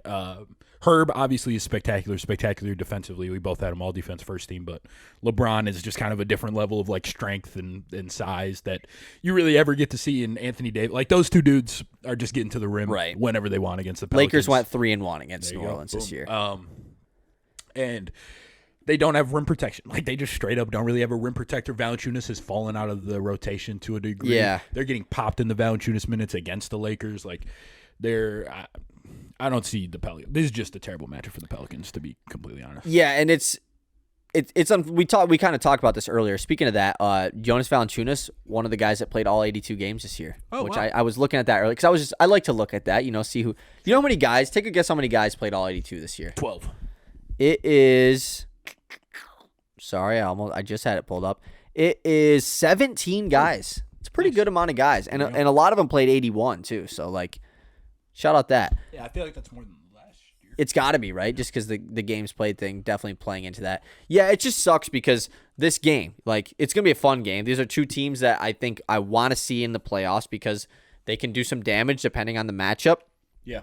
And it's like, oh, you won this game. Congrats. Go play the Nuggets in a home series where they have the advantage.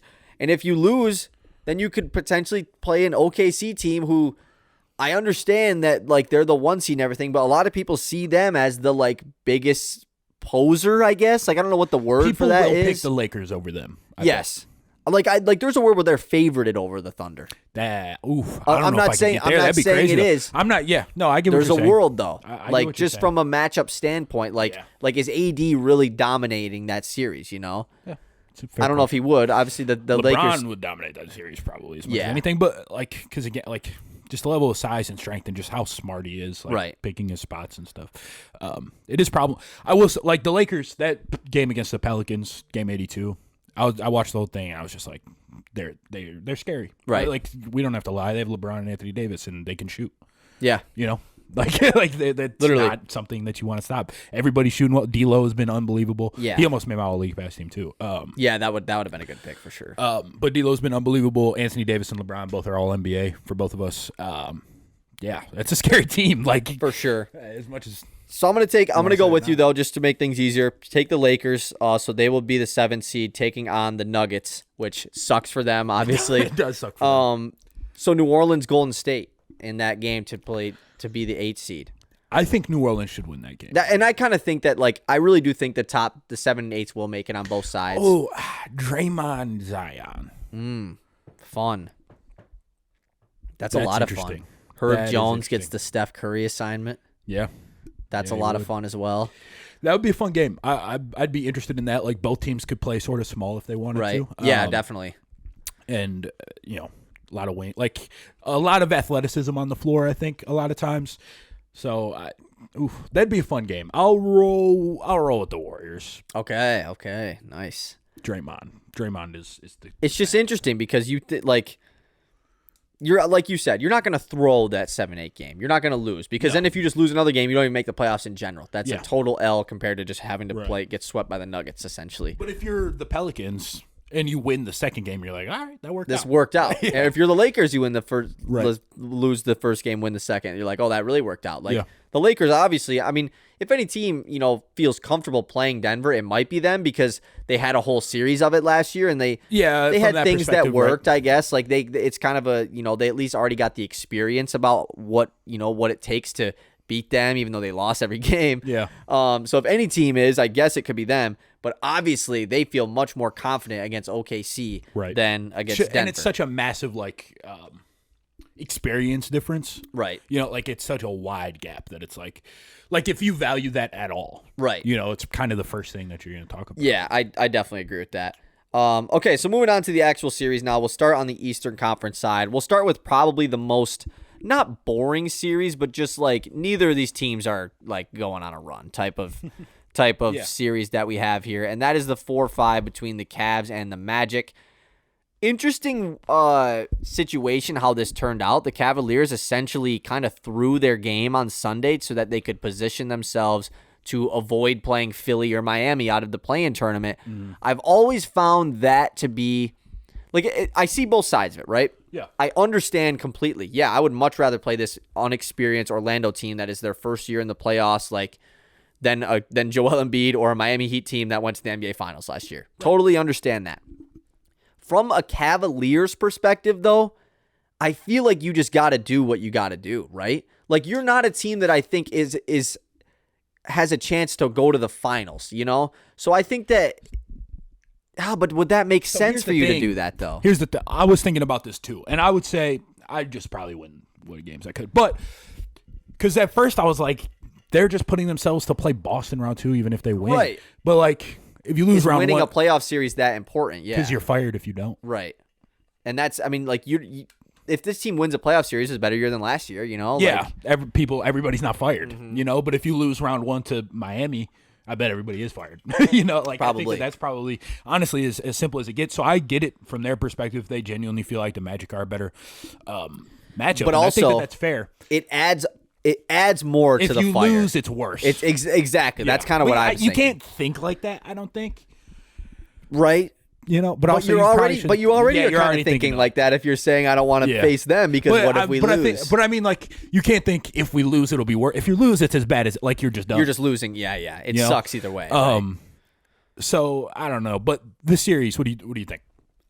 I mean, I think that the Magic have a formula to win, right? Yeah. They really could have they have a lot of different guys to throw at Cleveland defensively. Obviously, as we talked about, it's a great defense all year.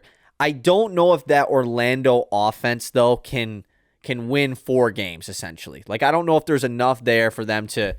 They're still a not very good offensive team at the end of the day. They don't have shooters. If Paolo Banchero has a couple games where he's not really carrying...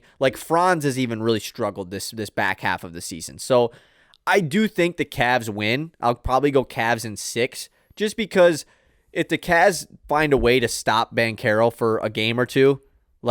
the Magic have no shot to essentially outscore them as much as Orlando can defend. That's kind of how I view it.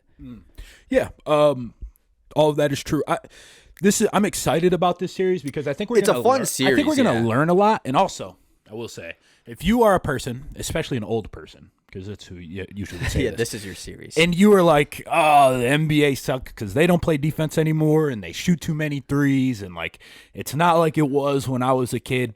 All kind of stupid stuff to say. Right. Watch this series. But unless you're a hater, then you're either a hater for saying that or you're watching this series because this series is going to be played in the mud. This series is going to be played 90s. This series is going to be played down in the swamp.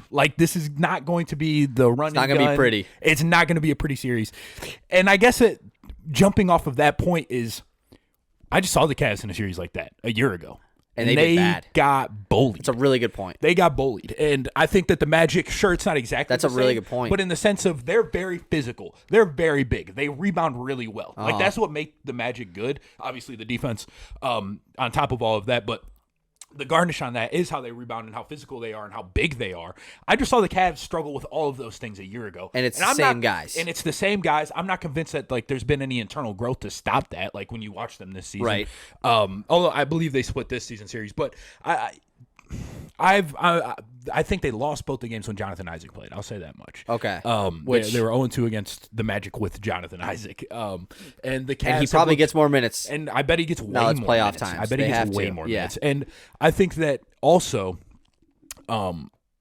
you have so many matchups that are like, I'm not a matchup guy because at the end of the day, it's fine. Like I don't like going through series just being like, this guy's can guard this guy and this guy. Right, yeah, it'll this guy. I think change. that's super reductive. But in this series, you're gonna have Jonathan Isaac to throw at whoever you want. You want him to, like, you're gonna be able to use Jonathan Isaac, throw him on Mobley, and he's probably gonna roam. Throw him on Jared Allen, he's around the rim the whole time. Throw him on Donovan Mitchell, and then you can switch everything if you really want Right. to. Like, there's so many ways. Like he's such a queen on the chessboard defensively. I think that he's gonna make things really, really hard for Cleveland. You're gonna have Suggs to be able to throw at Mitchell, at least hound him early at the very least, and Garland if he's going. Like, you just have so many guys that you can throw at guys. And then on the flip side, Mobley guarding Paolo. Now, Mobley's gonna have a ton of help because you don't have to worry so much about the shooting that Magic have. Like, you can help in the gaps quite a lot. You can sort of load up on Paolo if you feel the need to. So I think the Magic very well could win this series because, like I said, it's going to be played in the mud, and I kind of trust the Magic in the mud more than I trust the Cavs in the mud at this point. And they're just so much bigger. Like, you even look at the bench. Obviously, they've got Paolo and Franz, who are like two of their primary ball handlers are 6'10", and Wendell Carter, of course, as well, is in the starting lineup probably. But then you got Jonathan Isaac, who's 6'11" off the bench. You've got Mo Wagner, who's 6'11" off the bench. Both those guys are going to be in the rotation. Right. The Cavs bench is not that big. No, not at all. The guys that they rely on, and that was something that was last year was an issue as well. Right, because I mean they'll just play Mobley or Allen at the right. the whole time. Like they'll match it up that way. But like the Magic want to get to the rim. Cleveland doesn't want you there. Teams load up on Paolo. That won't be changing. Like, Franz has had a weird year. The three ball just straight up hasn't fallen. I think that Franz will probably have to have a good series for them to win. Definitely, for sure. But I do think that I think that very well could happen, especially if the Magic are able to get out in transition, because I'm not super convinced Cleveland can even run with them. Right. No, they probably can't, honestly. For, 6 games. Like, it's an important series for Cleveland. Like, if this doesn't go well, everybody, like, Donovan Mitchell probably gets traded, right? Yes. And I think, like, the team is better. The team had a really good run throughout the middle of the season. What, like 25-6 or something? But that was without their cores. Mobley and Garland. Like, that was just Mitchell and Allen cooking, basically. And then you lose Mitchell, and it's like, how confident are you going forward? So then what? It's Garland and Allen and Mobley that you're building around? I mean, obviously you're getting something for Donovan, but it might be just be it's like nothing. Yeah, exactly. It probably is, yeah. This is a really important series for them. Yeah, like, it's a very important series for, like, sort of the future. And also we learned something. Like, if the Magic win this series, it's like, holy shit, how young they are. And they're already winning playoff series and stuff like that. And it kind of Paolo gets launched into another tier. Yeah, probably. like, there's probably going to be Paolo conversations, and maybe even, like, I wouldn't be surprised if after the series there's, like, Jonathan Isaac conversations here. Yeah, like, is he the best defensive player in the league type guy? Yeah. Right. Like, it could be that impactful that he is, because he's not going to be on a minutes restriction. You imagine, like, there's no back-to-backs in the playoffs. So I'm really excited for this series. But I think I'm going to roll with the Magic in 7. Okay, I like that. We're going to roll with the Magic in 7. Magic currently plus 150. Like, Donovan Mitchell could just light this shit up. He could, but like you talked about, the Magic have options. They have so many answers, I think, that, like, could prevail. I'm both excited. Teams are fucked versus yeah. No, so. Yeah, exactly. And that's kind of what we talked about. Like, it's, the Cavs, you won a playoff series. Congrats. You're going to get swept by Boston. Yeah, basically. Sorry. Okay, moving on to the other Eastern Conference series, a series that was destined to happen. These teams have not played against each other since the turn of the new calendar back in early January. This team has played 5 times this year. The Pacers went 4-1 against Milwaukee. Obviously, the extra game coming from the in-season tournament. Bucks, Pacers, 3 versus 6. The Bucks are currently minus. Ooh, it's changed since we started. The Bucks are currently minus 154 with the Pacers at plus 130. The Pacers had better odds prior to this changing. I think I'll take the Pacers. To Giannis win? Probably isn't going to play. He's not playing game 1. At least I saw game 1 that he's doubtful to play game 1. Probably not. But also, this same situation happened last year where Giannis missed a game and a half against Miami, and it kind of seemed like they were like, we'll be fine without him. And then it was like, oh my God, we're not fine without him. And he still played good when he came back, but it was just like, I'm thinking maybe they're very more cautious of that this year. Like, hey, Giannis, you can miss like a game, and then we kind of need you we can't lose in the first round again, essentially. Yeah. Which, even if they do lose in the first round, what do? They kind of already did something crazy. They fired their coach and traded for Dame. Coach or run it back, I think. But like they'll fire Doc. Yeah. Okay, like their fourth coach in 3 years. Yeah. Yeah, they probably will. Keep going back. But I genuinely don't like, as much as I'm not that high on Milwaukee in this playoffs, I genuinely think that the Pacers don't really have a chance to beat them. I know that they, like, during the regular season, they dominated them, but this was quite some time ago when things were a lot different. This Pacers team didn't even have Siakam yet, which obviously I'm not saying like adding Siakam is worse for them or whatever, but Halliburton just hasn't been the same. And the large reason to the Pacers' success earlier in the season was like 90% of Halliburton. Yeah. And also, I really do think the loss of Buddy Hield like plays a pretty crucial part in the playoffs specifically. That's a guy that I think to go on a run in the playoffs, you got to have a guy or two that will win you games. Like this guy's going to come off the bench or whatever and hit 7 threes and win us a basketball game. And Buddy Hield is that kind of guy to do that type of thing. I think that the good teams have several of those guys. We talked about Boston. Like, they have so many guys that could do that. Indiana, they have some guys like that, but I think losing Buddy Hield is so tough. I think they're going to give trouble, and it's going to be chippy because these were some really fun games. They don't like each other at all. The basketball thing with Oscar Tshiebwe and Giannis and Malik Beasley was talking. Damian Lillard was talking a lot during everything. He said, yeah, he did. Dame said Malik Beasley said wait till we play in the playoffs or something. Like, it ain't none of this shit's going to matter. Well, we're going to find out. I hate to just go with the favorite here, but I'm not that confident in this current version of the Pacers team compared to earlier in the season. I'm going to go Bucks in 5. Bucks in 5 or 6. Yeah, but they don't have Giannis in game 1. You're right. Dude, I'll go Bucks in 6. I'm not convinced. If Giannis comes back game 2 and he's good to go, straight up, yeah, I think the Bucks will win. And that's kind of the mindset I'm taking. Okay. They need to rush Giannis back. Dude, yeah, you're right. But if he's out, pack it up.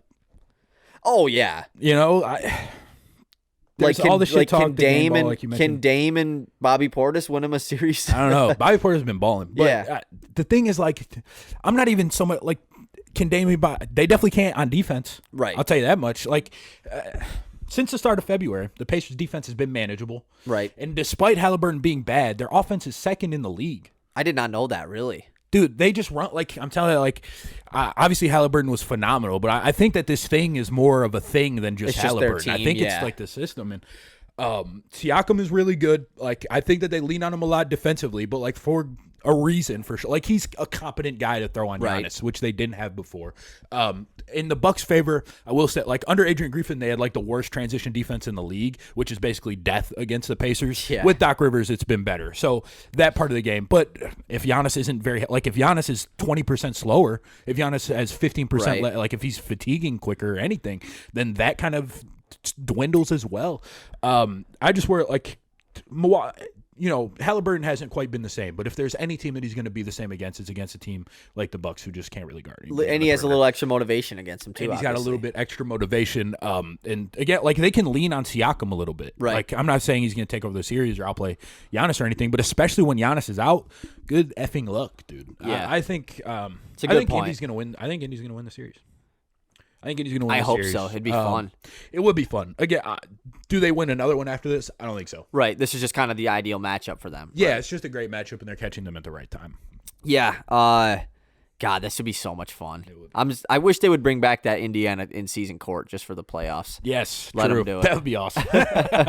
Bright blue court in the playoffs. And I also, the Bucks are coached by Doc Rivers, who is a generationally bad playoff coach. Yeah. Other than the one ring, obviously.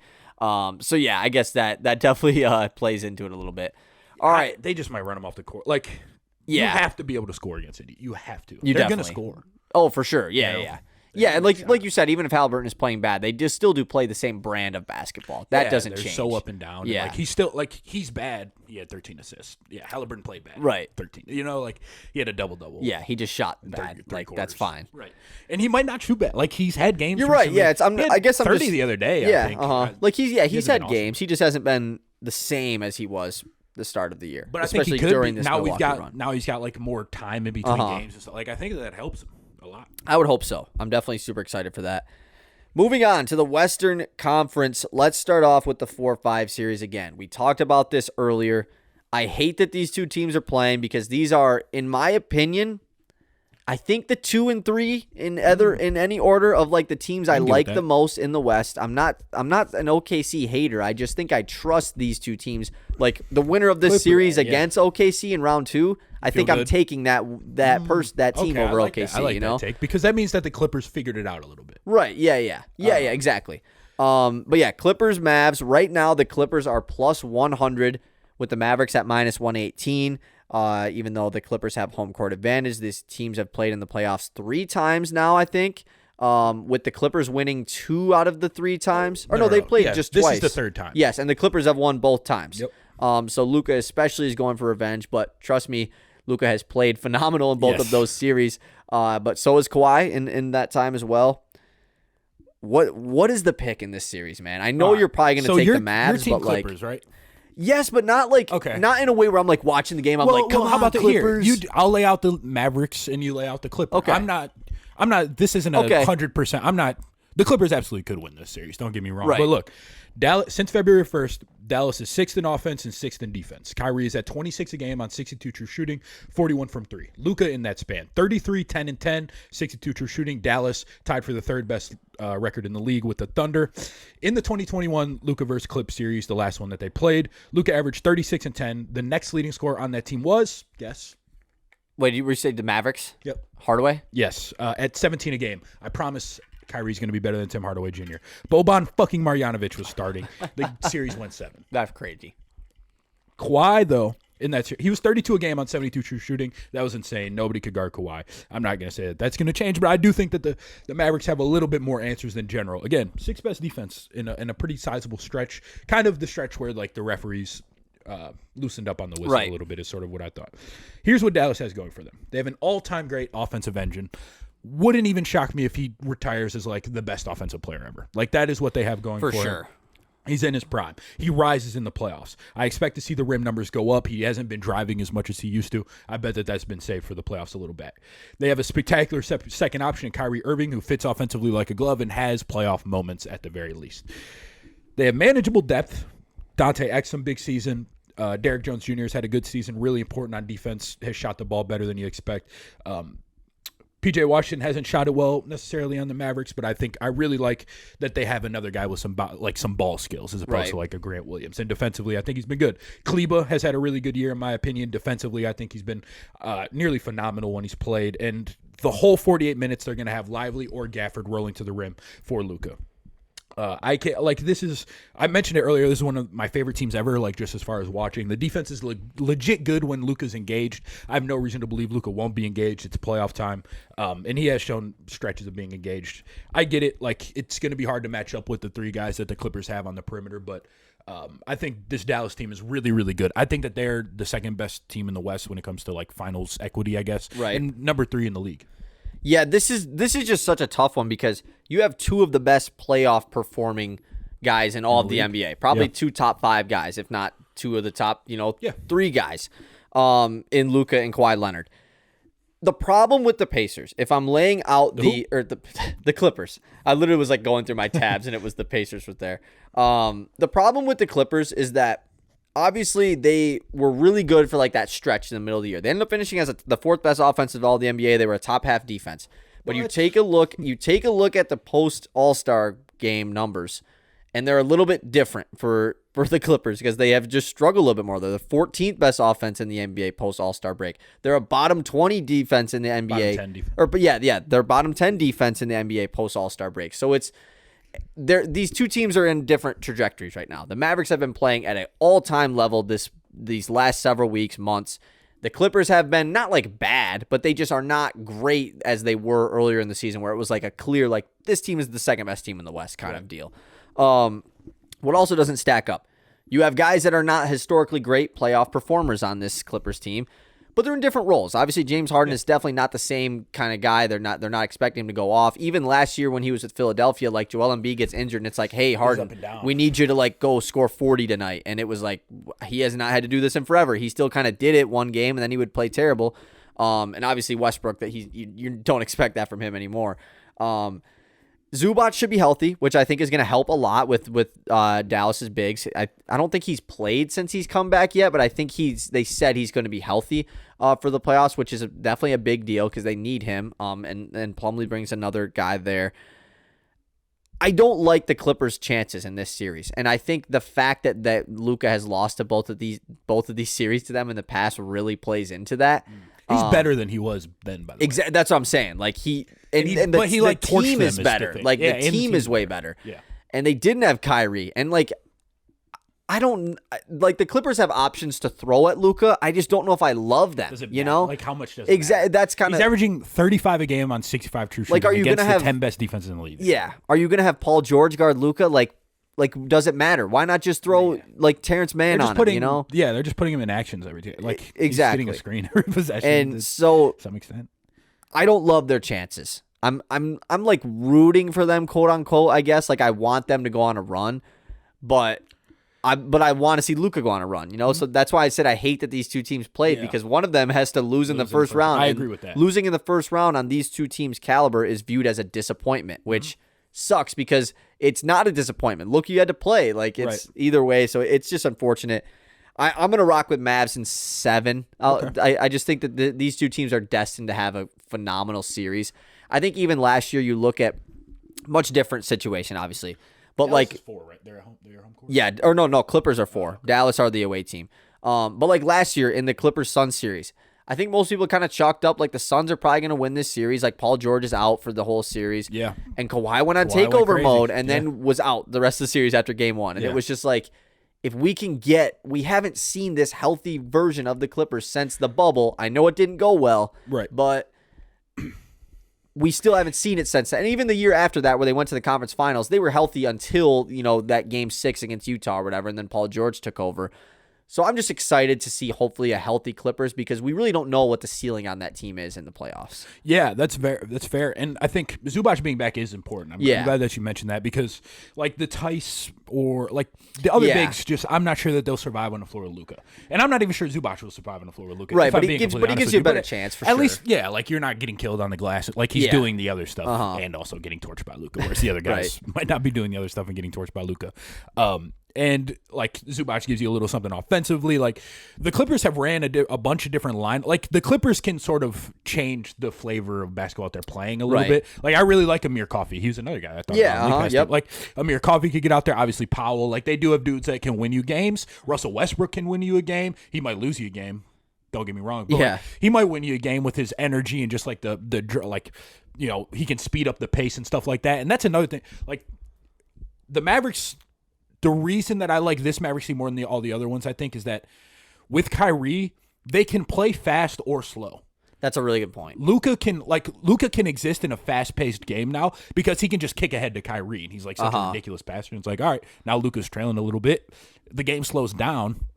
It's Luka time. That's Luka. Yeah, obviously you want that. The Mavericks team is so versatile in a way that they've never been, and that's why I think I'm so high on them.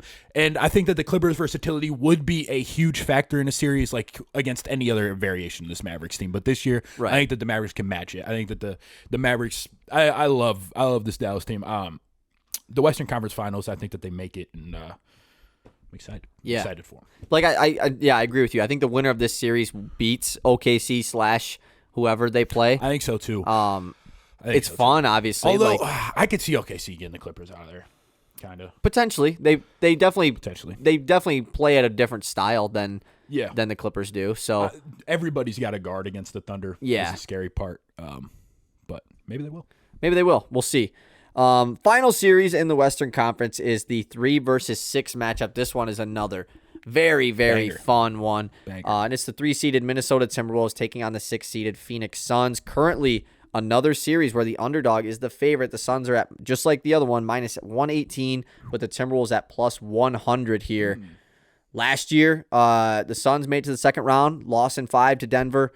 Minnesota Timberwolves lost in 5 to Denver as well, right? In that initial series. I think maybe it was 5 or 6. It might have been 6, honestly.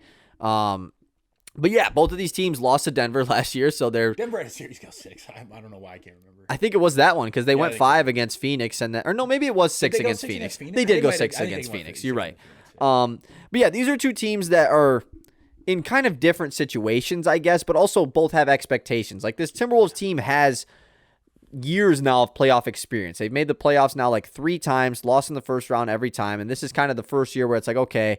This is their 3rd time in the playoffs, I think. Right, yeah. Oh, yeah. Well, I guess if you look at like Jimmy Butler era Timberwolves, okay. I guess Anthony Edwards. Yeah, definitely. Yeah. But yeah, this is their 3rd straight year making the playoffs, and this is kind of like the time where you would expect them to make that leap out of being a first round exit, like being a lower seed. They're obviously the higher seed here as a 3 seed, but then you have a Phoenix team where it's like this Phoenix squad they're in a really interesting spot if they lose this series, because then it's like, now what do? You've made substantial changes to the team. You've exacerbated everything. You've done everything, yeah, and there's not many options left if you do lose this series, let alone just in general next season. No matter what happens, but this is a team that can't lose in the first round. Like a team with Kevin Durant, Devin Booker, Bradley Beal, like whoever built that team is not building it to lose in the first round. Am I confident in them against Minnesota? That's where it becomes a big-time question mark. Who do you like in this series? I think, God, I should have looked this up. I feel like, did the Suns sweep the Wolves? I think the Suns swept the Wolves. I think I did see that. I think I said that to somebody. Yeah, I think you did. Let me look it up. So I'm pretty sure the Suns swept. All right. So here's the thing. I watched their last game because it was the other day. Yeah, they just played. And I was watching it like pretty intense because I was like, these two teams could run it. They could play each other. So I think the Suns do a great job of guarding Anthony Edwards. They load up in the gaps. They'll send 2 at him if they need to.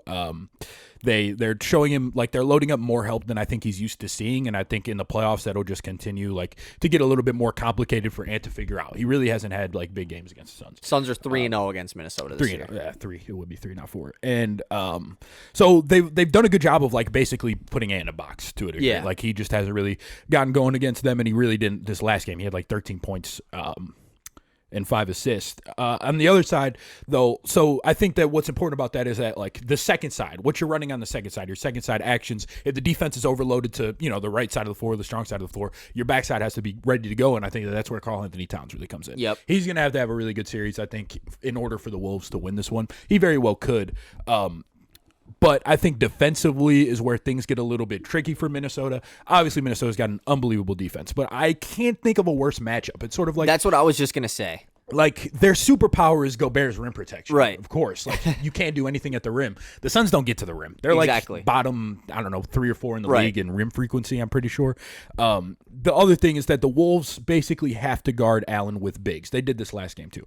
Cat has to basically guard Grayson Allen if you're going to, like, just from a starter perspective. Right. So it's just kind of Grayson Allen ghost screen city. Like, they're going to put 2 on the ball, and now you've got Grayson Allen either working 4 on 3 or with an open 3. He's shooting like 1,000,000% from 3, so you don't love that. Like, Naz Reid is guarding him from time to time. I think Grayson Allen could have a huge, like a truly huge series. I wouldn't be so, like, if you're a gambler, I'd throw like 6 threes on Grayson Allen. Right. Seriously, at whatever odds. And then you also have Booker, KD, and Beal. And you've also got Booker, KD, and Beal. So, like, I really think the Wolves are going to have to score. Right. I don't know that they'll be able to win this series just by locking And they're down. not a necessarily high-functioning scoring team. No. Like, with things Cat bog back, down. obviously that things helps are going to help for sure. But things definitely bog down. I do wonder if they ever just kind of go smaller and they're like, hey, Cat, you can only play like 25 minutes this night. Get the, like, go smaller, get Nickeil Alexander-Walker out there to guard Booker. Then you can throw McDaniels on it. They've got Kevin Durant, but we've got Jay McDaniels, as Anthony Edwards once said. Classic meme coming to real life.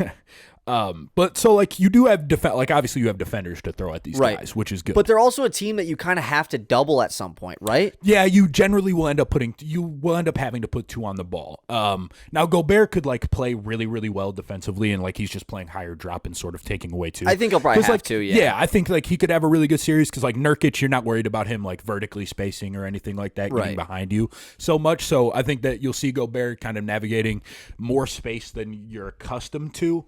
So it'll be a big series for him on that end. Will they be able to get stops against all the stuff? Like, but Cat's gonna they're gonna make Cat put 2 on the ball, or like they're gonna have Cat as the second guy on the ball. He's gonna be involved in a lot of actions, if I had to guess, and that worries me. Same with Nasri to an extent, but he's even more mobile. So I wonder if he makes this series like a little bit more interesting, or if he's particularly important in the series. I'm gonna go with the Wolves in 7. It's kind of an Ant Edwards thing. I think, like, if you think this guy's a superstar, and I'm not the biggest Ant Edwards fan in the world just because some people love him so much, but I think that if you think that he is like a super duper star, he figures this thing out. I think that, to your point, like, this series, Timberwolves probably couldn't have gotten screwed over more. Like, this is just not the ideal scenario for the way that they play basketball. I remember earlier, like a couple weeks ago, we talked about this. Ben asked the question, like, over 2.5 Suns wins in the playoffs this year. And at the time, I was a hard under guy because I was like, they're going to get matchup against Denver round 1. I don't like them against OKC necessarily round 1. And even at the time, like, New Orleans was even in play. I was like, I don't really like them against New Orleans. But Minnesota is just a completely different story all the reasons that you have pointed out. Yeah. And I love the Grayson Allen point because we talked about it. Like, you have to blitz Phoenix, and with the way that Grayson Allen shoots and the way that they are going to have to defend against Grayson Allen with one of their bigger guys when Nas Reed's on the floor or with Cat, obviously, and they know that he's going to be doing like they know he's going to be running. Phoenix also knows, like they're going to be creative in ways to get him the ball. So I really do think that this just sucks for Minnesota, and I go back on my under from the Phoenix wins thing because I just, at the time, I didn't like their matchups.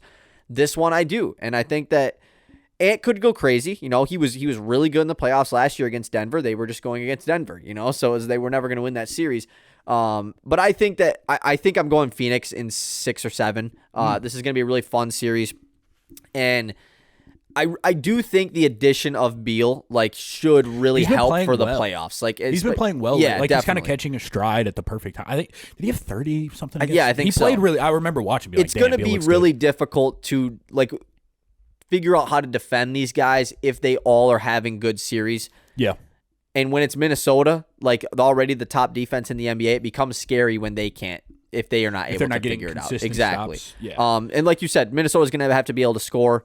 That's been a question mark for all this season. You know, that's definitely one thing that you know about Minnesota. But they're so good on defense that it didn't necessarily matter incredibly. Now that it's playoffs time, it probably will. So yeah, I do wonder, like you mentioned, you know, you're going to end up with 2 on the ball at some point against Phoenix. That's how everything works. And then, I mean, they're aware, like, you're going to rotate to Grayson Allen, so then the ball's moving. And it's like, if Phoenix has ball movement going and the ball's popping everywhere, which they're used to getting blitzed at a high rate. So, like, they are. Yeah, and I think, like, when Phoenix has the ball moving, like, everybody's in rhythm. Like, it becomes hard. Like, it kind of turns into a flurry to an extent because it's so hard to guard all of those guys, especially as Beal, you know, continues to play better. Like, if he has a big series, I don't know what you do. Yeah, I don't know what any team does, especially them. So, yeah, I think I am going to rock with Phoenix, but I'm excited. T-Wolves aren't, like, built to just outscore them. No, not at all.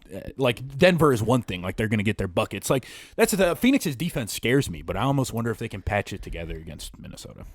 I think so. Like, if there's a team that they could do it against, it's probably them. I think Bradley Beal a week ago said it's time to start defending. So, that's hilarious. Something to keep an eye on. Playoffs Bradley Beal is something we have not gotten to enjoy in quite some time. So, it's been a while. All right, now that we have done all the first round matchups, let's predict what we think the finals is going to be, and then we will call it an episode.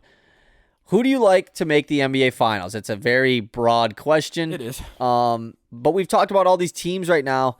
Who's the team on each side? I think you'd be crazy to just not say Denver-Boston. Yeah. Odds guess on that to be the finals matchup. Ooh. Plus 220, plus 210. Plus 250. Pretty damn good guess. Okay. Because every other one is like Boston Clippers is the next highest at plus 950. So the Clippers have the second best odds in the West? I would guess they do, right? What's Boston Dallas? Boston Dallas is plus 1200. Yeah, so that means they definitely are favoriting. Clippers are plus 1400 to win it all. Okay. Which would be second in the West. But it's like Boston's plus 160, Denver's plus 300, and then Clippers are third at plus 1400. So it really does seem like it's Denver-Boston.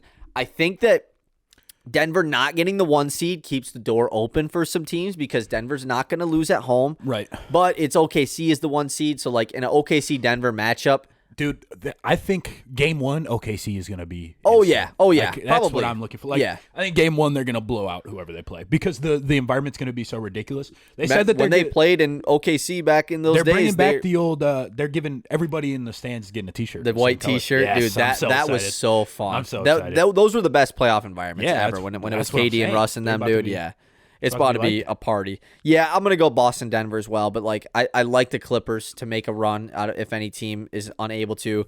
If a team is going to knock off Denver, like, it's probably, like, no one's going to knock off Denver. You know, like, I'm just looking at it. It's I think OKC, like, the way OKC can run, it almost, and Dallas can score with them. Sometimes. Right. Like, Luka can match Jokic for periods of time. Maybe not over 30 games. But Yeah. Like, over 6 games, Luka can't get as many good looks at the end of games as Jokic can. And Right. those guys can't. That's what part of the thing. Like, I think Dallas can fight with the Nuggets a little bit just because they have a similarly, like, talented offensive supernova. Right, basically. yeah. And I just think that also moving on to the East, like, I would be genuinely shocked if Boston isn't in the finals. I'm taking Boston over the field in the East easily. I think. Oh, yeah. And that's like Like in the West, I don't know. I might take the field over Denver. In the East, give me Boston. like, how can they not make it this? Just especially how last year went. / Tatum. shits Like, his I pants. feel like even in injury, they unless it's a Tatum injury or Yeah. or like It has to be a Porzingis injury would be is pretty the other one. substantial. But even that, well, then it's just all right. Al Horford. Yeah. he can probably do Playoff most Al, of it. yeah. I But guess yeah, they don't but have the depth there. They've but- just gotten in their own way, and it's like last season, and it's just this year. Or like Caleb Martin turned into Kevin Durant. Yeah, literally. Gabe Vincent earned himself a $35 million contract. Right. Yeah, I think I'm rocking Boston, Denver, and I'm super excited for that series. And I think I like Denver over Boston in that I do series. Team in the East though that would make the finals if it's not Boston. Like if you had to pick another team, because I know who I'm picking. Is it crazy to say Philly? No, I don't think that's crazy. I mean, no, it kind of is crazy because, like, when have they ever done anything Like in the playoffs? Embiid's been under so bad in Embiid? the playoffs. Last chance Embiid. If you don't figure it out, if you don't play good in the Right. playoffs this year, I'm never picking Philly again. Unless they play Boston round one. yeah, maybe. Like just because they have the best, like they can have the best player. They're the best player, yeah. And that is that. I mean, it's as simple as it I know sounds. you like New York though, right? Yeah. New York is the team. I just think like not having Randall, I'm not saying helps because he still takes pressure off, whether or not like he's hitting shots or not. But I just think that this Knicks team is such a different They're so version. sound. This isn't Knicks teams of the past. This isn't RJ Barrett. We need you to shoot That's a good 50% from point, three in yeah. these playoffs for us to have a chance. It's like, no, Dante DiVincenzo's going to shoot well from three. OG's going to defend his ass off. Yeah. Brunson's going to go crazy. Heart. And Mitchell Robinson's back, correct? He yeah. is. Yeah. Now that you lay it out, like not having Randall definitely is a factor. But I think that he takes a question mark out of the equation. I don't think Josh Hart, he's going to defend and get rebounds. Everybody's going to do their job. No one, exactly. They all play 45 There's minutes. no question marks. Deuce McBride's going to come in and defend. Like For 40 minutes. that's what I'm excited for. 40 minutes. Because the Knicks teams of the past was like, we need guys to step up. And this team is like, no. We need guys to do what they do. These guys are just going to do what they do. You need Brunson to step up. Yes. And Step everybody up. else. Yeah, exactly. Brunson's going to have to probably be the best player in the He's Celtics going to series. average 30 plus for sure.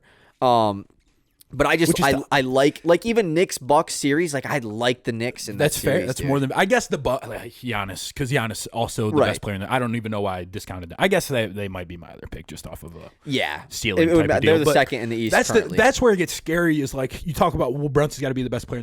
Dude, it's two all defensive guards on the other team. Porzingis at the rim. Jason like defensively they're perfect. Offensively they got all the space. I don't think they're going to beat Boston, obviously, but right. No, I yeah, get what you're saying. That's just why it's so hard. Is that like Boston has an answer for everything just from a personnel standpoint. And like who was one that said Brunson can't be the best player on a championship that team? was Becky Hammond. Yeah. She said that, so it's not going to happen.